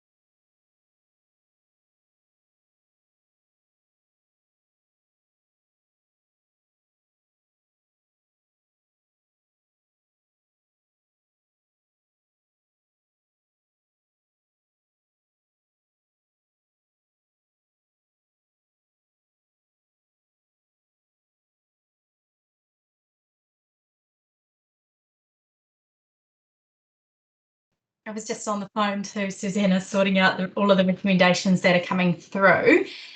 We're just trying to work this out to be as tidy as possible because we do have a number of them now, possibly 6 or 7. Good grief. So what we'll do is we're just separating out. There was a recommendation that was circulated by Councillor Barrett and Councillor Johnson earlier, and it actually approves the consultation of the document. So we're just trying to work out a way to include all of the recommendations within that and go to those without losing some of the order of how these have been coming through. I might look to go through some of the more simple, more straightforward amendments first. And so what we'll do is we'll go through these. If a division has been requested through chat, however, I'm not sure whether that will apply to every amendment because some of these may be a bit more straightforward. So the first one that we'll look at is from Councillor Bowen and Councillor Johnson, and that is that the occupancy of square edge and creative sounds buildings be noted as out of scope. Just before I hand it to Councillor Bowen, can I just ask if people are wanting a division on this specific one, can you just mention that in the chat box? If your request for a division is relevant to something else, then please raise it as we come to that. But I will hand over to you, Councillor Bowen. Would you like to speak to that? Thank you, Madam Chair. Yes, to speak to that amendment that we take those 2 buildings out of scope. This seems to me to be a practical tidying up of what's in front of us. Square Edge and Creative Sounds buildings aren't mentioned specifically in the policy, and that does seem to be an omission. They fall between the council's cultural facilities of the region, the Globe, Te Manawa, Acacia Birch in a previous life perhaps, and community for purpose facilities up to and including Hancock Community House. But they don't fall within any of the criteria for review for a building like Hancock Community House. The reason for that, Square Edge, as Bryce confirmed in his comment, Square Edge does lease out their rooms, they sublet those effectively, and you might think that is like Hancock Community House, except that council is involved in the Hancock Community House process and they are not a Square Edge process. It's a matter of noting as part of the head lease. And the building for Creative Sound is to me much more analogous to say the Globe or the Regent. This is a for purpose venue. If Creative Sounds aren't in it, then we would look, it will be a whole question about what was happening there. And in my mind, there is no question that Creative Sounds would not be in that building. So it seems to me to be a tidying up of the proposal, just to note that Square Edge and the Creative Sounds building are out of scope for the purposes of this discussion. And I'll ask for your support to achieve that. Thank you. Thank you, Councillor. Is anybody else wishing to speak to this? Great. No divisions being called, so we'll do it. We'll vote as a group, and so all those in favour? Aye. Aye. Aye. Any opposed? Any abstentions? Great, that has carried.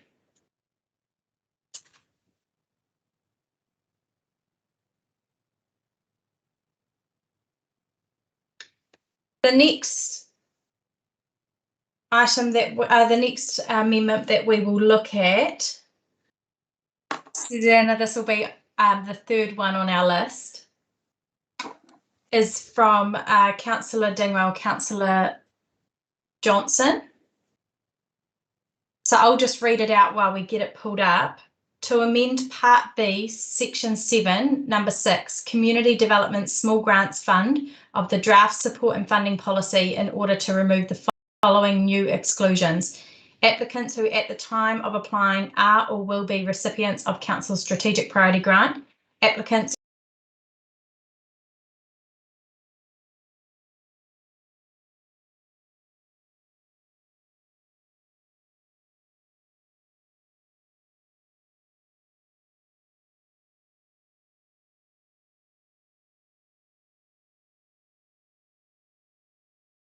I'm liking the transparency and the streamlining of it, but when it comes to this particular one and having them add the 2 new criteria for exclusions, I am very concerned about the consequences of those 2 statements.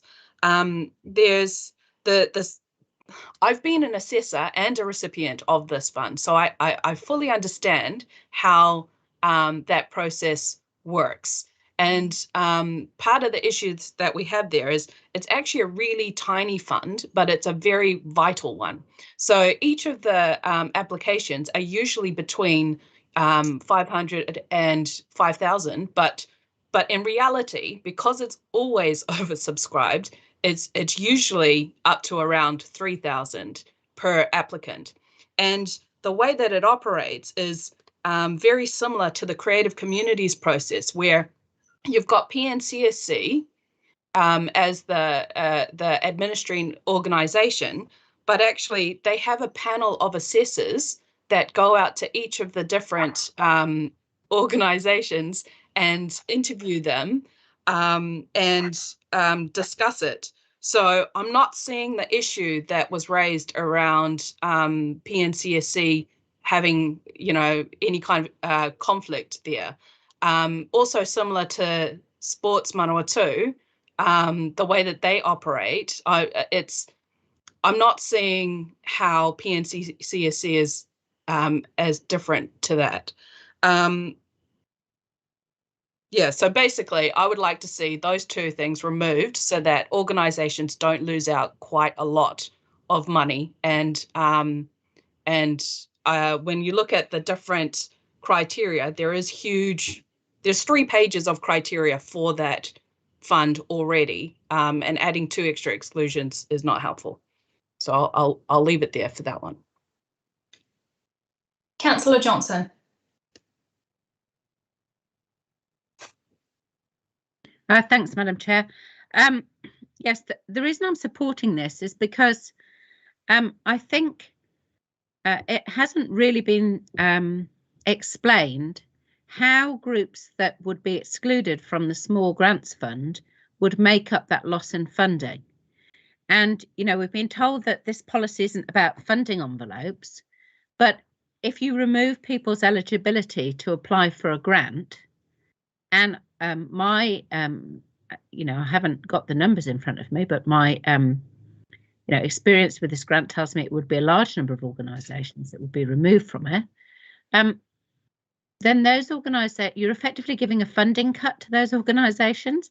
And if you don't increase the strategic priority grants pot to enable them to apply to that, then I think it's putting groups at a significant disadvantage.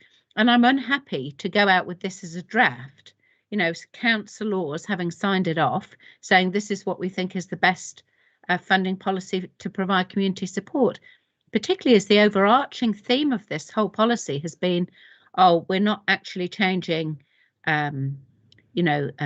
substantially what people are paying. We're just bringing it all together and clarifying it and streamlining it. But actually, it concerns me that in the small print, there are a couple of things that would have significant effect on community organisations.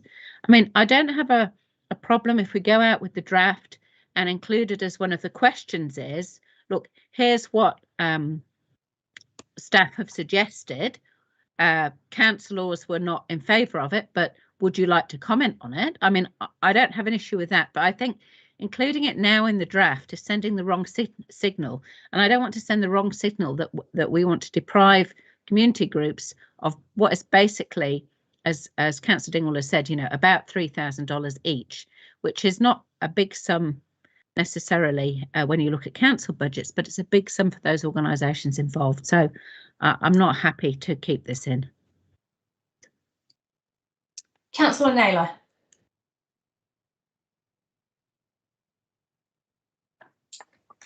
Thanks, Madam Chair. Yeah, I also agree with some of the statements that previous speakers have made on this. However, I won't support this as a amendment at the moment. The reason being that these clauses have been included by officers as a response to issues that have been raised through this process and in discussion with Community Services Council.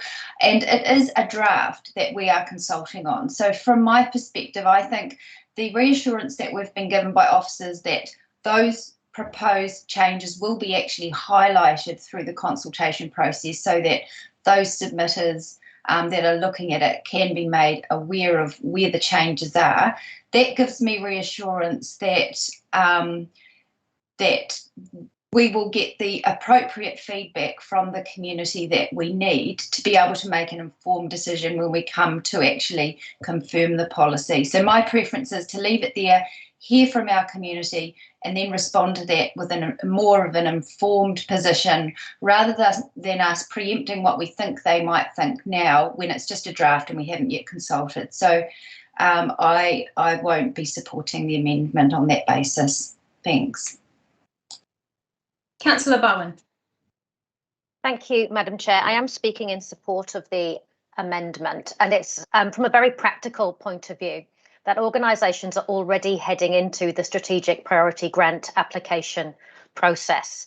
And many of those will be putting those submissions, that's an awful lot of work into those submissions, putting them together on the basis of thinking, well, if we don't quite get this, we will have the small grants fund available to us as well. So this is signalling a real shift in our policy, which I'm not comfortable to shift at this outgoing stage of seeking community input. This is certainly not a concern I've had raised with me through this sector.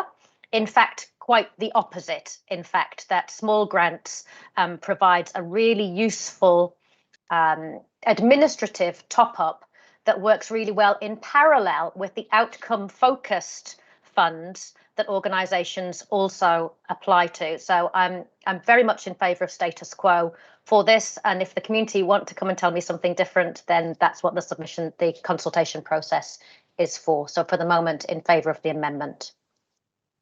Councillor Dennison. Thank you, Madam Chair. I was going to support this recommendation. This is because in the community outcomes and the major grants, not everyone gets the funding there either, what they apply for to do their project work.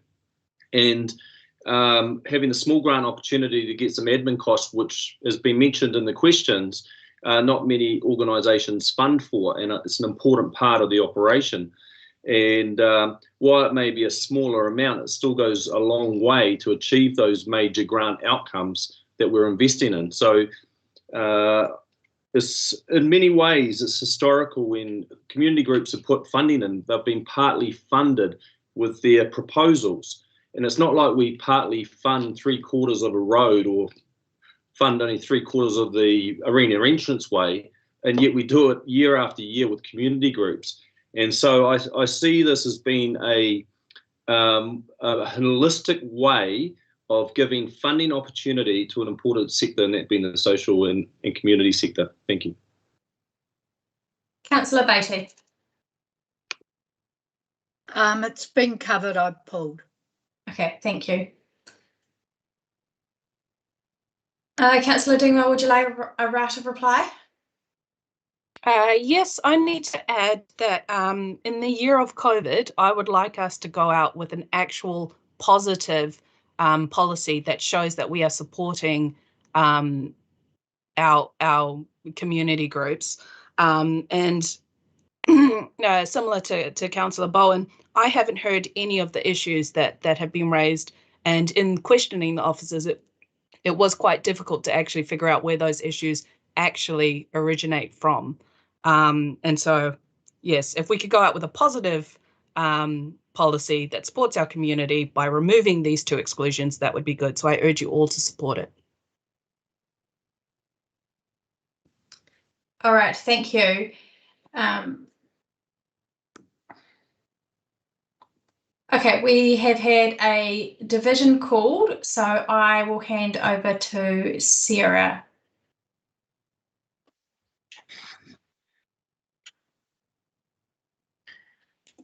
Susanna, can you bring up the recommendation, please?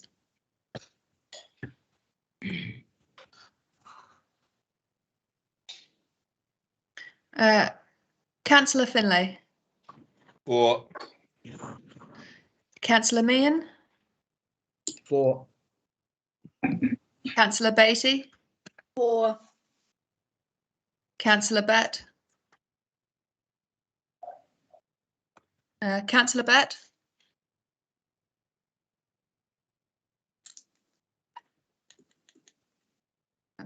Come back.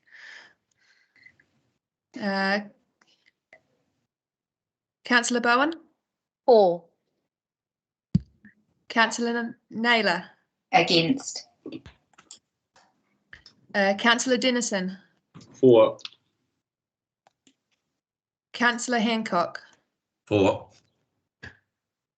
Mayor Smith. For. Councillor Barrett. For. Councillor Dingwall. For. Deputy Mayor Rutherford. For. Councillor Mickelard. For. Councillor Johnson. For. Councillor Harpeter. For. And Councillor Batt, are you there? No.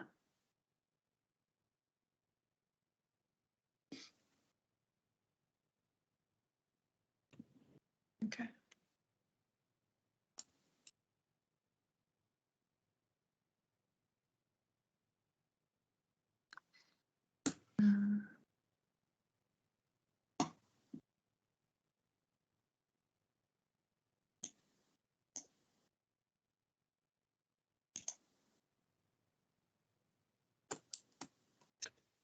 Great, so that has carried 13 in favour and 1 against.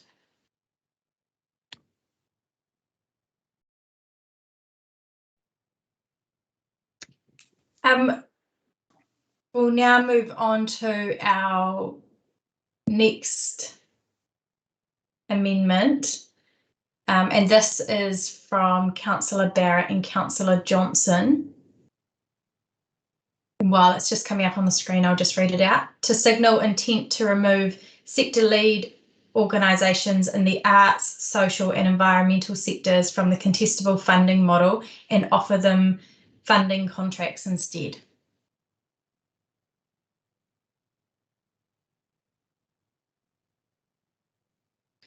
So this is obviously within the consultation, and I will hand it over to Councillor Barrett to speak to that. Thank you, Madam Chair. Probably first, just to clarify, as this is the first time I've seen this version of it, it now no longer refers specifically to signaling that within the policy, which was the intent of the original recommendation. So can I just clarify this version before speaking to it? Sure, that will be my error.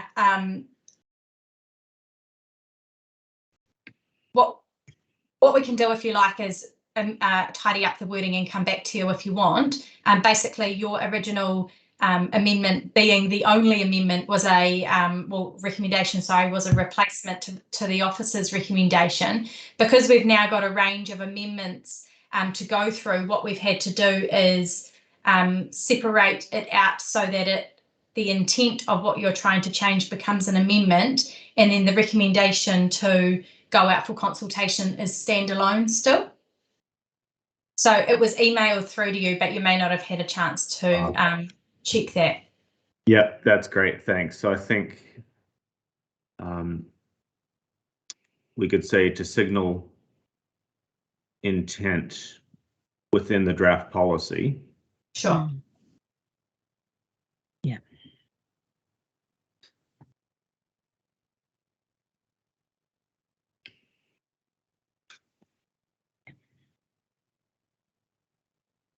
Thanks, Madam Chair. So with that further clarification, yes, happy to speak to this briefly.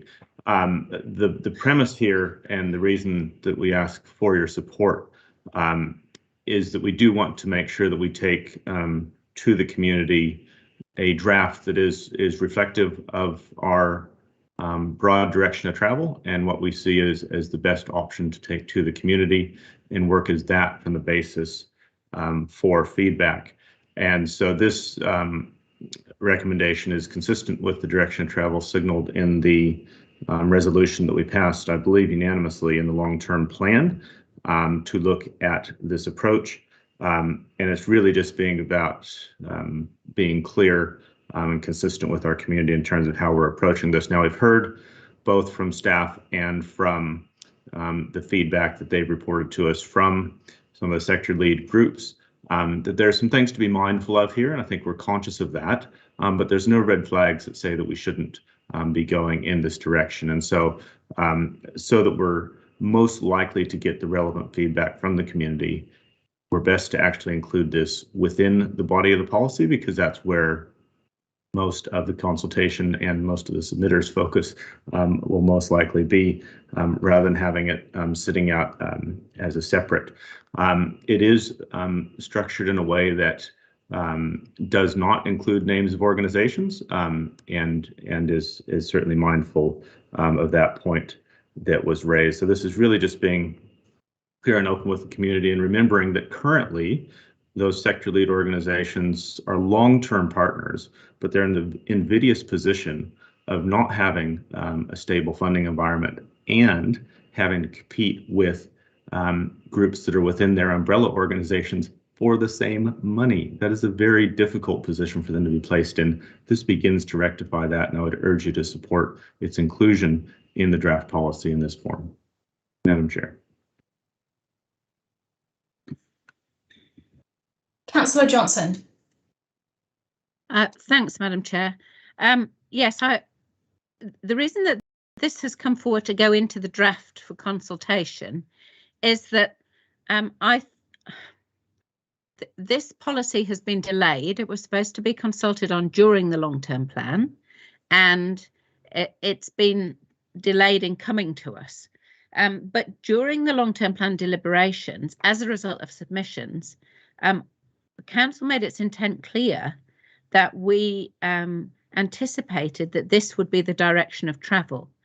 Now, because of the delays, we're not going to be able to do this in time for this year's strategic priority grants anyway. So if a community consultation endorses this direction, it won't be until next year's annual plan that we could even put this into place, which leaves lots of time for all of the nitty-gritty detail that staff have mentioned would need to be put in place: funding models, reporting models, accountability, and so on. So I don't think it's an issue that we don't have that detail currently, but I do think it's important that we go out with a draft that actually represents the will of the council. And I think going out on a draft where this is not included would send quite the wrong signal. We need to send the signal that we've heard from the lead sector organisations that this is becoming an issue and that they'd like to see a change in how we go about our funding. And so, I'd urge you to support it. It's certainly come about as a result of submissions. It's not, it doesn't have its genesis in elected members. It's what we've heard from our community. So that's why we're putting it forward. Thanks. Councillor Bowen. Thank you, Madam Chair.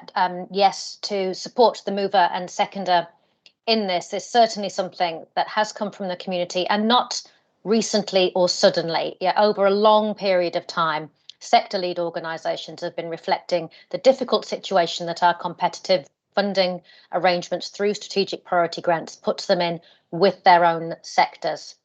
And to quote, I think, Councillor Johnson from the last debate, what's good for sport is good for everybody else. The Sport Manual 2 model has been very successful, and there's much to be learned from that and applied more broadly across sector lead organisations. So I will certainly be supporting this. Thank you. We've got nobody else in the queue to speak.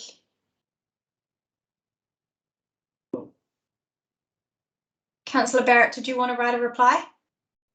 No, thank you, Madam Chair. Right, so I'll call now for a vote. So all in favour?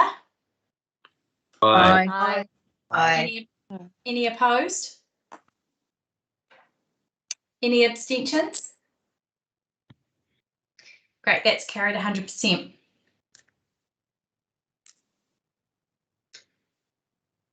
Right, next amendment.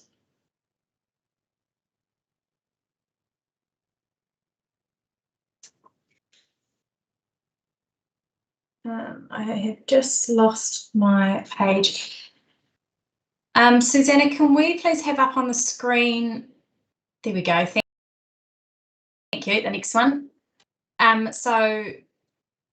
I'll move that the scope of the development contribution subsidy is expanded to include building and resource consent costs, and that's seconded by Councillor Bailey. So this came out of a discussion we had last week through council, and the use of this fund. The fund hasn't been touched in 2 years, and there's only been 3 successful applicants since its creation 2 long-term plans ago now, and so it was suggested that this could be broadened, which would allow other applications to be received, and so it actually turns out the timing's quite good, because this conversation today is a mechanism for that to happen. Councillor Beattie, I'll go to you. Thank you, Deputy Mayor. Yes, this is the amendment that I raised when the mini golf came to do their presentation, and there was a gap in this fund. This fund came into being in 2015, and it's program 1264, and it's got funding in it for around $20,000.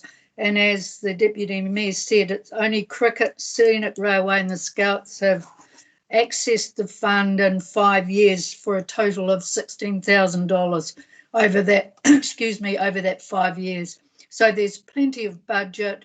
So I think with the fact that these are community groups putting in significant investment on council land, I think this is a no-brainer. Thank you. Thank you, Councillor.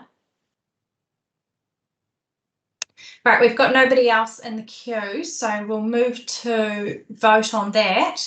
Madam Chair, I might just declare an interest and refrain from voting on this, being involved with an organisation that might potentially have access to this. Big homes for people. Thank you.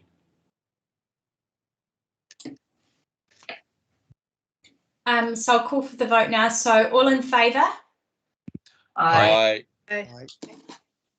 Any opposed? Any abstentions?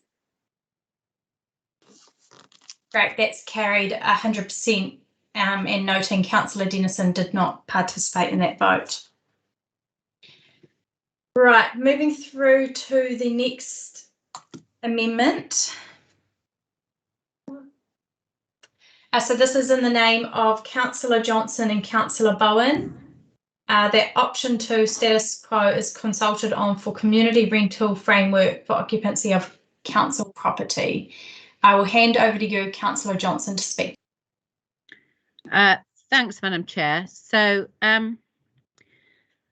basically, I'm not happy with the proposal in the draft policy of a flat rate of 250 per year or 500 per year, depending on whether it's just land or land in a building. I know that there will be a lot of very small community organisations, run on the sniff of an oily rag, for whom an increase in their rent from $100 a year to $500 a year is quite significant. But it's not significant in council terms. And so I just don't think that the opportunity of putting together a funding and support policy, I don't think that's an opportunity to increase costs on organisations. I understand that it might be simpler for staff to have a flat rate, but I don't think that the current system is broken. And so I would much rather that we go out and consult on the status quo. Staff have indicated that they would like it to be status quo with CPI increases on I assume an annual basis, and I've just got that from the chat. So with your agreement, Madam Chair, if there's a staff member that wanted to comment on that, then that might be helpful if they want me to adjust the amendment.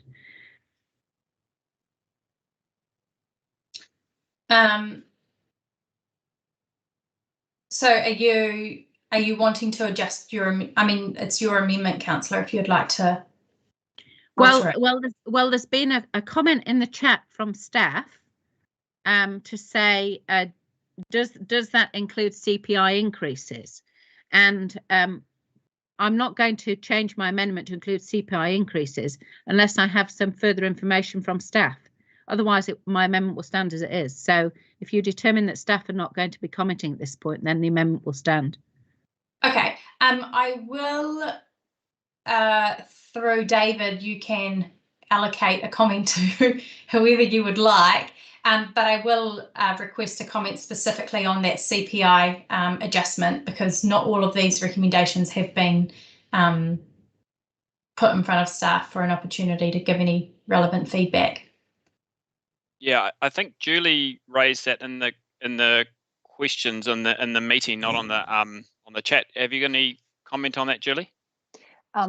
Just to note that the option that is currently in the proposed policy has a CPI adjustment, whereas the status quo does not, which is why Emery made the comment that they had been unchanged for a very long time. So I guess our advice would be that for consistency, you may wish to include it, but I mean it's probably something that can be adjusted later as well. So it's really up to the councillor. Well, in that case, I'll leave it as it is for now. Thank you. Right. Have you got any further comments to make, Councillor Johnson? No, that's it. Thank you. Great. Mr. Mayor. Thank you, Deputy Mayor. Look, I support this as well. And forgive me if I do cut in and out. The internet has been terrible this morning. Look, really, the status quo is, I believe, is fit for purpose for what we're trying to achieve, which is supporting community groups, and that's what we're here for. I know it's easier for staff to have a catch-all or one-size-fits-all, but actually we had a lease arrangement which we discussed around the Esplanade the other day, which would have been put in a different box if we just passed this policy.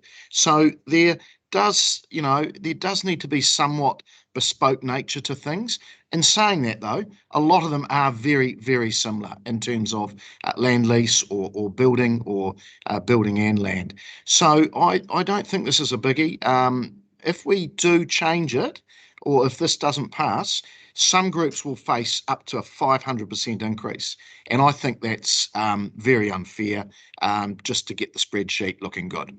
So please support the amendment. Councillor Harper. Thanks, Madam Chair. I totally agree with what Councillor Johnson is proposing. I think that for these small organisations, we should be looking to support them at the grassroots level. And they are, a lot of them, at that grassroots level. They won't survive if we put this out at option 1. We need to support this amendment at option 2. So please support what Councillor Johnson is proposing. Thanks, everybody. Councillor Bowen. Thank you. I'm happy to support this amendment. I do support a simplified framework and I want to support increased transparency, but not at the cost of the viability of our community groups. And I think option 2 provides a way to do both of those things. You know, the Mayor said one size fits all isn't appropriate here. I think clearly one size doesn't fit all when you look across our community sector. There's no such thing as a standard community organisation. They're as different as the people who volunteer in them. And so our processes and policies need to reflect that, and this amendment seeks to do that. So I'd encourage your support. Councillor Johnson, would you like a right of reply? Great. Well, we will look to vote now. So all in favour? Aye. Aye. Aye. Any against? Abstentions? That has carried 100%. Right. The next one is, I'm going to put it with the if people are happy, with the first recommendation. So we've got a additional recommendation that the Mayor and Deputy Mayor be authorised to approve minor amendments to the consultation document prior to publication. And so in my view, that will address some of the concerns that, for example, Councillor Harper raised around people understanding what different funds mean, and the officer's response was that that would all be explained through the consultation document. These recommendations will go to council to ratify. So that's the chair, it's the Mayor and the Deputy Mayor. And then alongside that, the recommendation to that the draft support and funding policy 2021 included as an attachment to the memorandum titled Draft Support and Funding Policy Approval for Consultation presented to the Planning and Strategy Committee on 8 September 2021 be approved for consultation subject to the agreed amendments. So if people are happy, then we will put those together, which is obviously to receive the policy and move into consultation, and then the amendments. I think, sorry, I'm getting alerts popping up. So just through the chat box, it's just been a question around whether this was for the consultation document or the policy. I think there is an error. I think it is for the policy, because the consultation, my understanding is it's not a specific document per se, it's a consultation. So that'll involve a multi-prong approach. Julie, can you just clarify if I've understood that correctly? We just need to amend the wording. Yeah, that's exactly what I meant. It's the policy that's in front of you. So it's the amendments to the policy that you'd need to approve. Thank you. Susanna, so can we just get that changed just to ensure that it says policy rather than consultation document?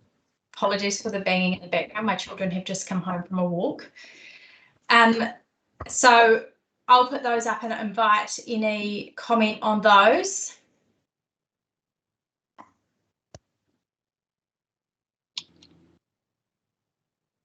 Mr. Mayor.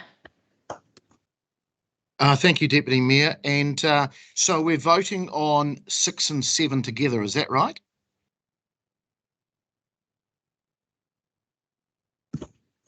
Yes, in my view, they're both administration tidy ups following all of the amendments that have already been made.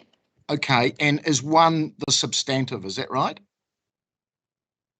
Essentially, yes. And so which is now numbered 7. Okay, I understand. All right.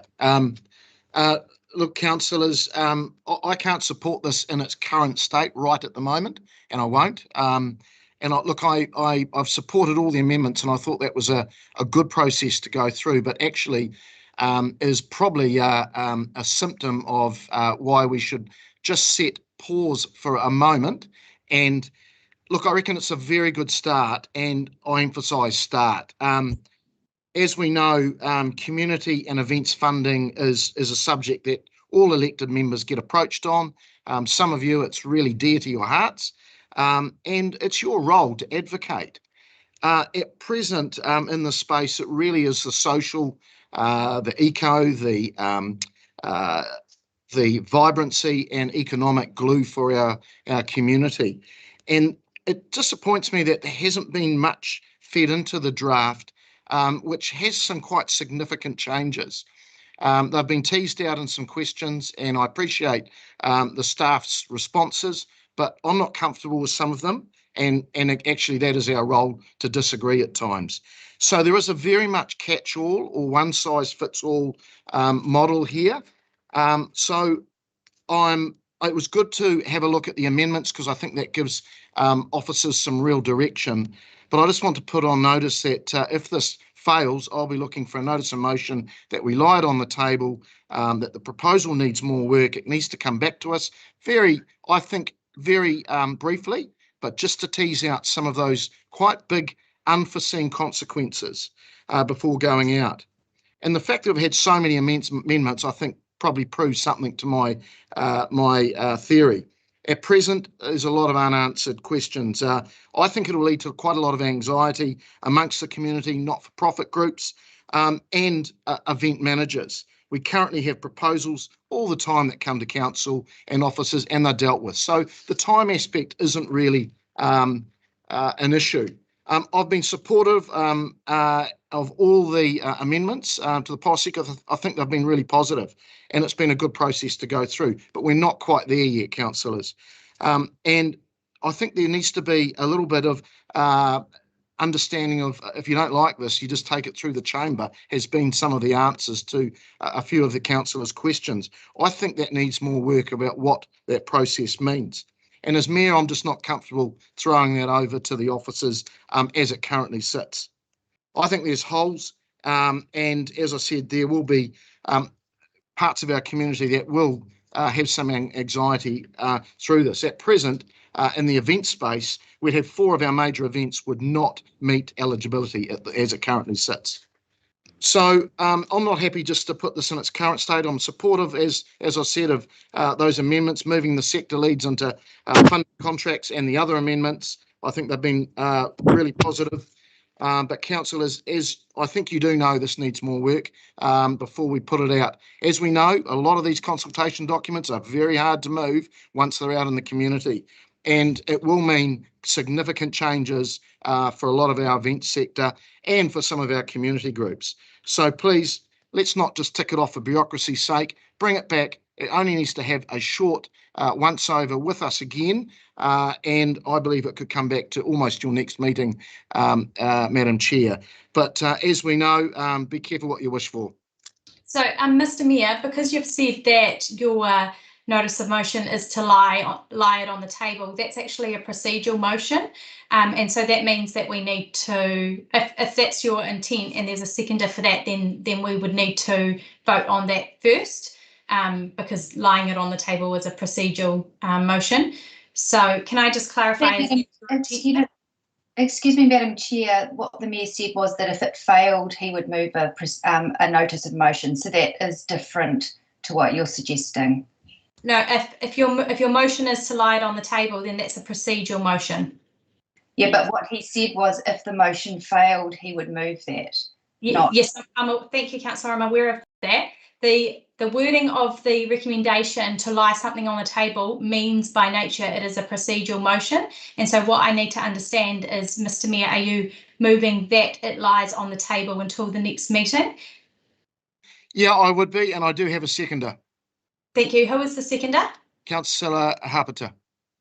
Thank you. So we will call for a division on this, and so we will, because it's a procedural motion, we will be voting on this first, and I will hand it over to Sarah to do the vote. And so, Susanna, just to clarify, the procedural motion is that this lies on the table until the next, which will be the October Planning and Strategy Committee meeting.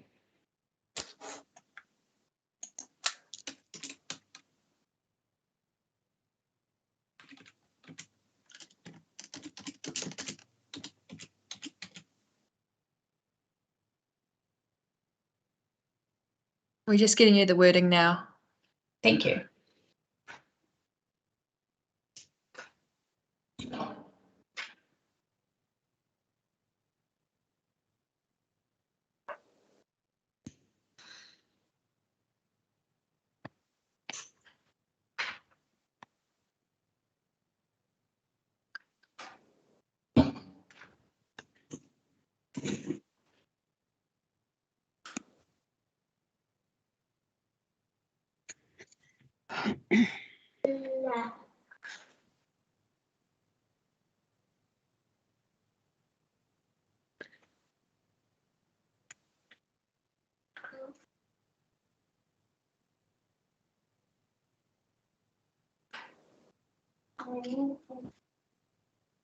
So that is seconded by Councillor Harpiter. Yep. Okay. Thank you, and I'll hand it over to you, Sarah, to call for the vote. Sure. Councillor Naylor. Against.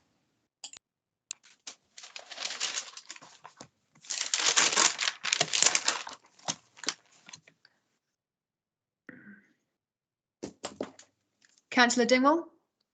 Against. Councillor Beatty. Against. Councillor Meehan. For. Councillor Harpiter. For. Councillor McLeod. Sorry, I was on mute. 4. Councillor Hancock. Against. Deputy Mayor Rutherford. Against. Councillor Bowen. Against. Councillor Barrett. Against. Councillor Finlay. For. Councillor Dennison. Against. Mayor Smith. 4. Councillor Johnson. Against. Councillor Butt. Against. Okay.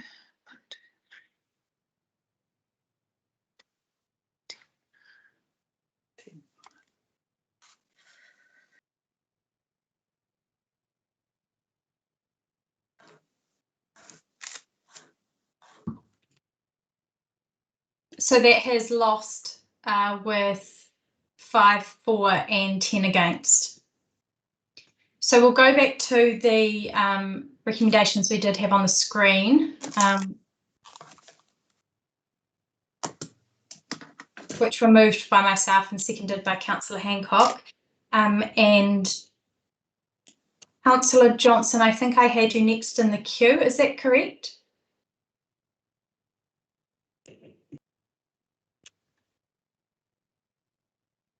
Sorry. Yes, I was in the queue, but I took myself out after the mayor spoke. Thank you. Okay. Councillor Naylor.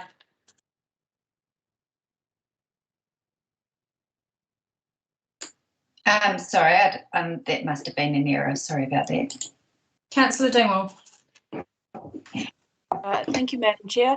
Because of the internet issues that we've been facing, are we able to just quickly go through all of the different amendments that we're just saying where we're at with all of the amendments?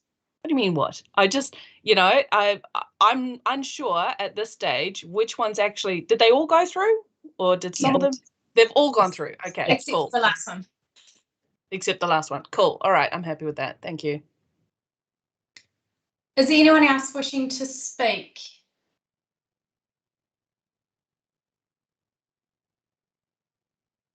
Right, I will invite you to vote. So all in favour? Aye. Aye. Any opposed?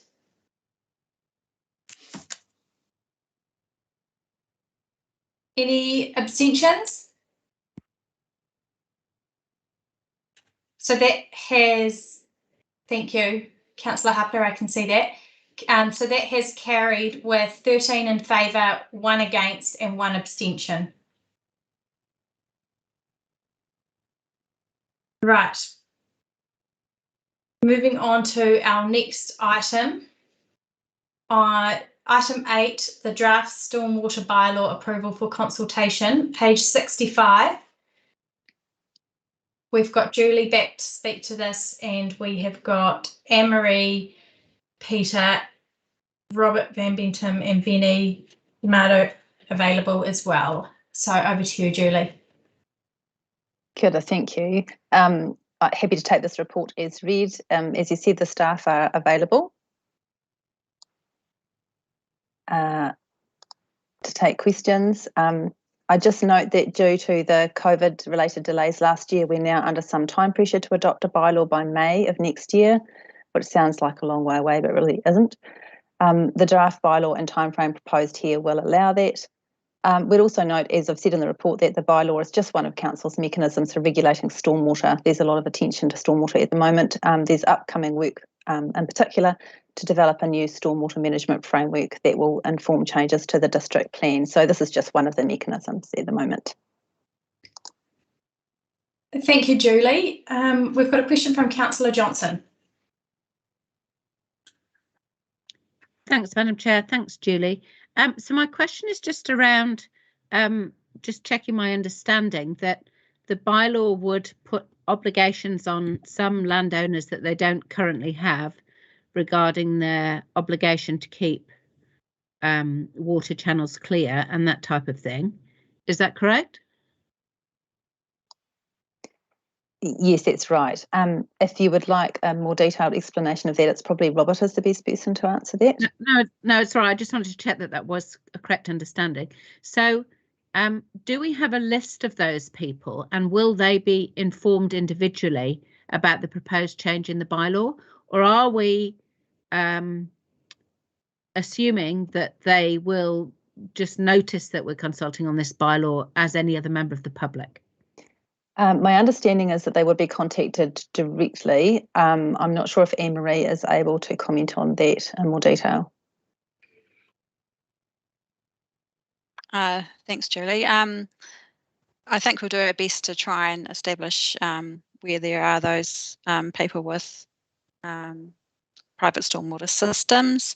It may be a bit of an administrative exercise to do that, but we will do our best. But yes, we probably will be reliant on a general approach in the formal consultation phase to raise awareness of the opportunity to make a submission to the bylaw.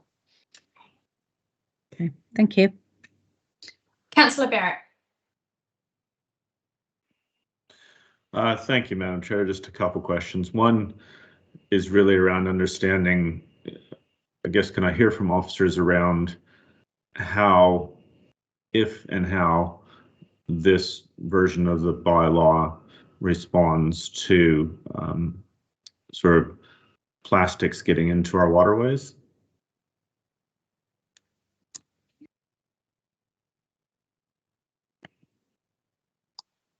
I'll try and answer that, but I'm looking to my infrastructure colleagues if they need to jump in. The bylaw does have a focus on managing any contaminants entering the public stormwater network. That would include plastics. So yes, I suppose if there were instances where there were known instances of that happening, the bylaw could be used to follow up with any of those instances. That is, I suppose, the key benefit of the bylaw is to take action against people, but just noting that the avenues through the bylaw are somewhat limited just to in terms of pursuing prosecution, which requires proof of evidence, etc. But yeah, there are obviously some more operational and education things that would go alongside trying to limit plastics entering waterways. I'm not sure if anyone else wants to help me out there with an answer from a more technical side.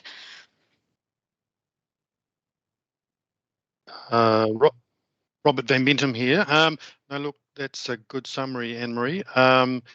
Essentially, yeah, the bylaw is really the bottom of the cliff. It's really the last sort of avenue we would have to hold a particular property or a landowner responsible, but we do need evidence. So, I mean, the majority of what we would call litter and waste that enters the stormwater system is actually occurring within the public space and the public domain. It's not, we really would be focused here on individual properties that are carrying out activities that generate contaminants or have waste. So I mean, properties that might be managing activities like plastic wrap or things like that, which we could point to. So yeah, really there's limited opportunities through the bylaw. Thank you both. Thank you both for those clarifications. So just to understand then, in terms of what we're referring to when we speak to the stormwater network, does that include, does that reach through into the urban streams? At what point does it cease to be the network and start to be the natural environment?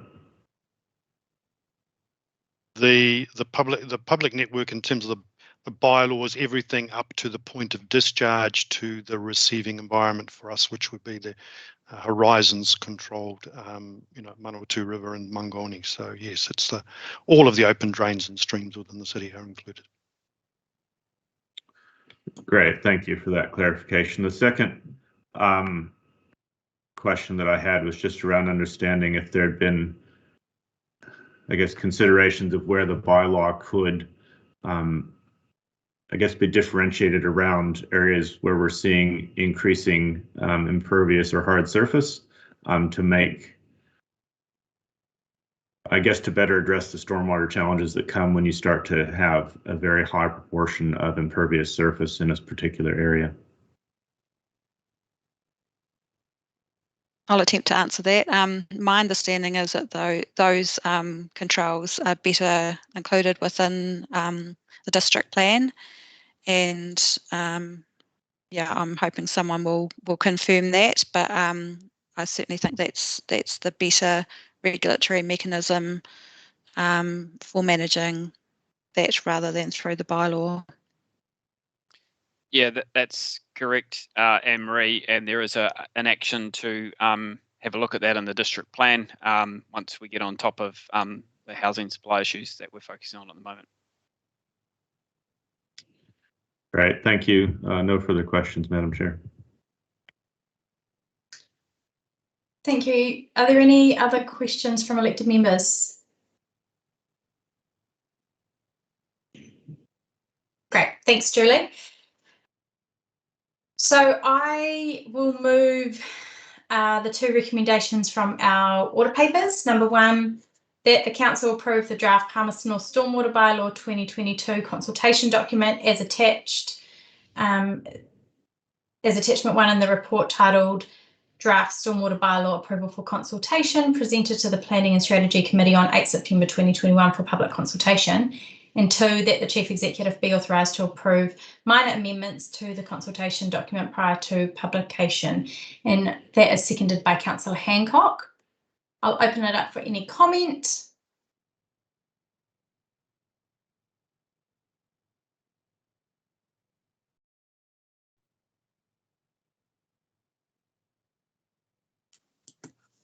There being no comment, I'll invite you to vote. All in favour?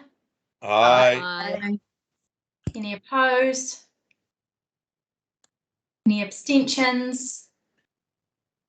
Great, that has carried 100%. Moving on to item 9, our committee work schedule, and this is on page 115.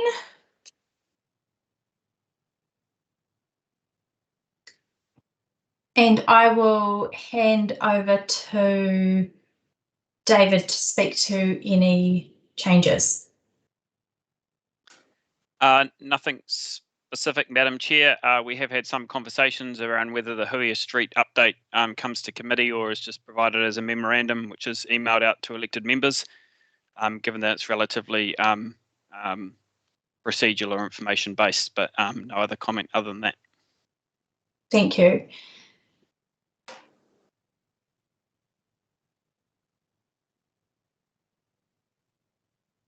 Are there any questions from elected members?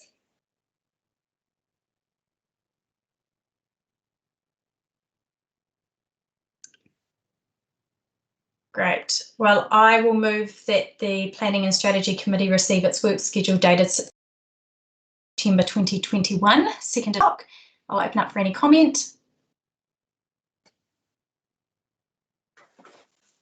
There being none, I'll invite you to vote. All in favour? Aye. Aye. Any opposed? Any abstentions? That is carried. That concludes our business for planning and strategy. Nō reira, na mihi nui kia koutou, e na mana, e na reo, tēnā koutou, tēnā koutou, tēnā koutou katoa. Thank you, everyone. Thank you to Sarah and Susanna as well for providing administrative support for that. We've got a briefing which has got some external parties to it.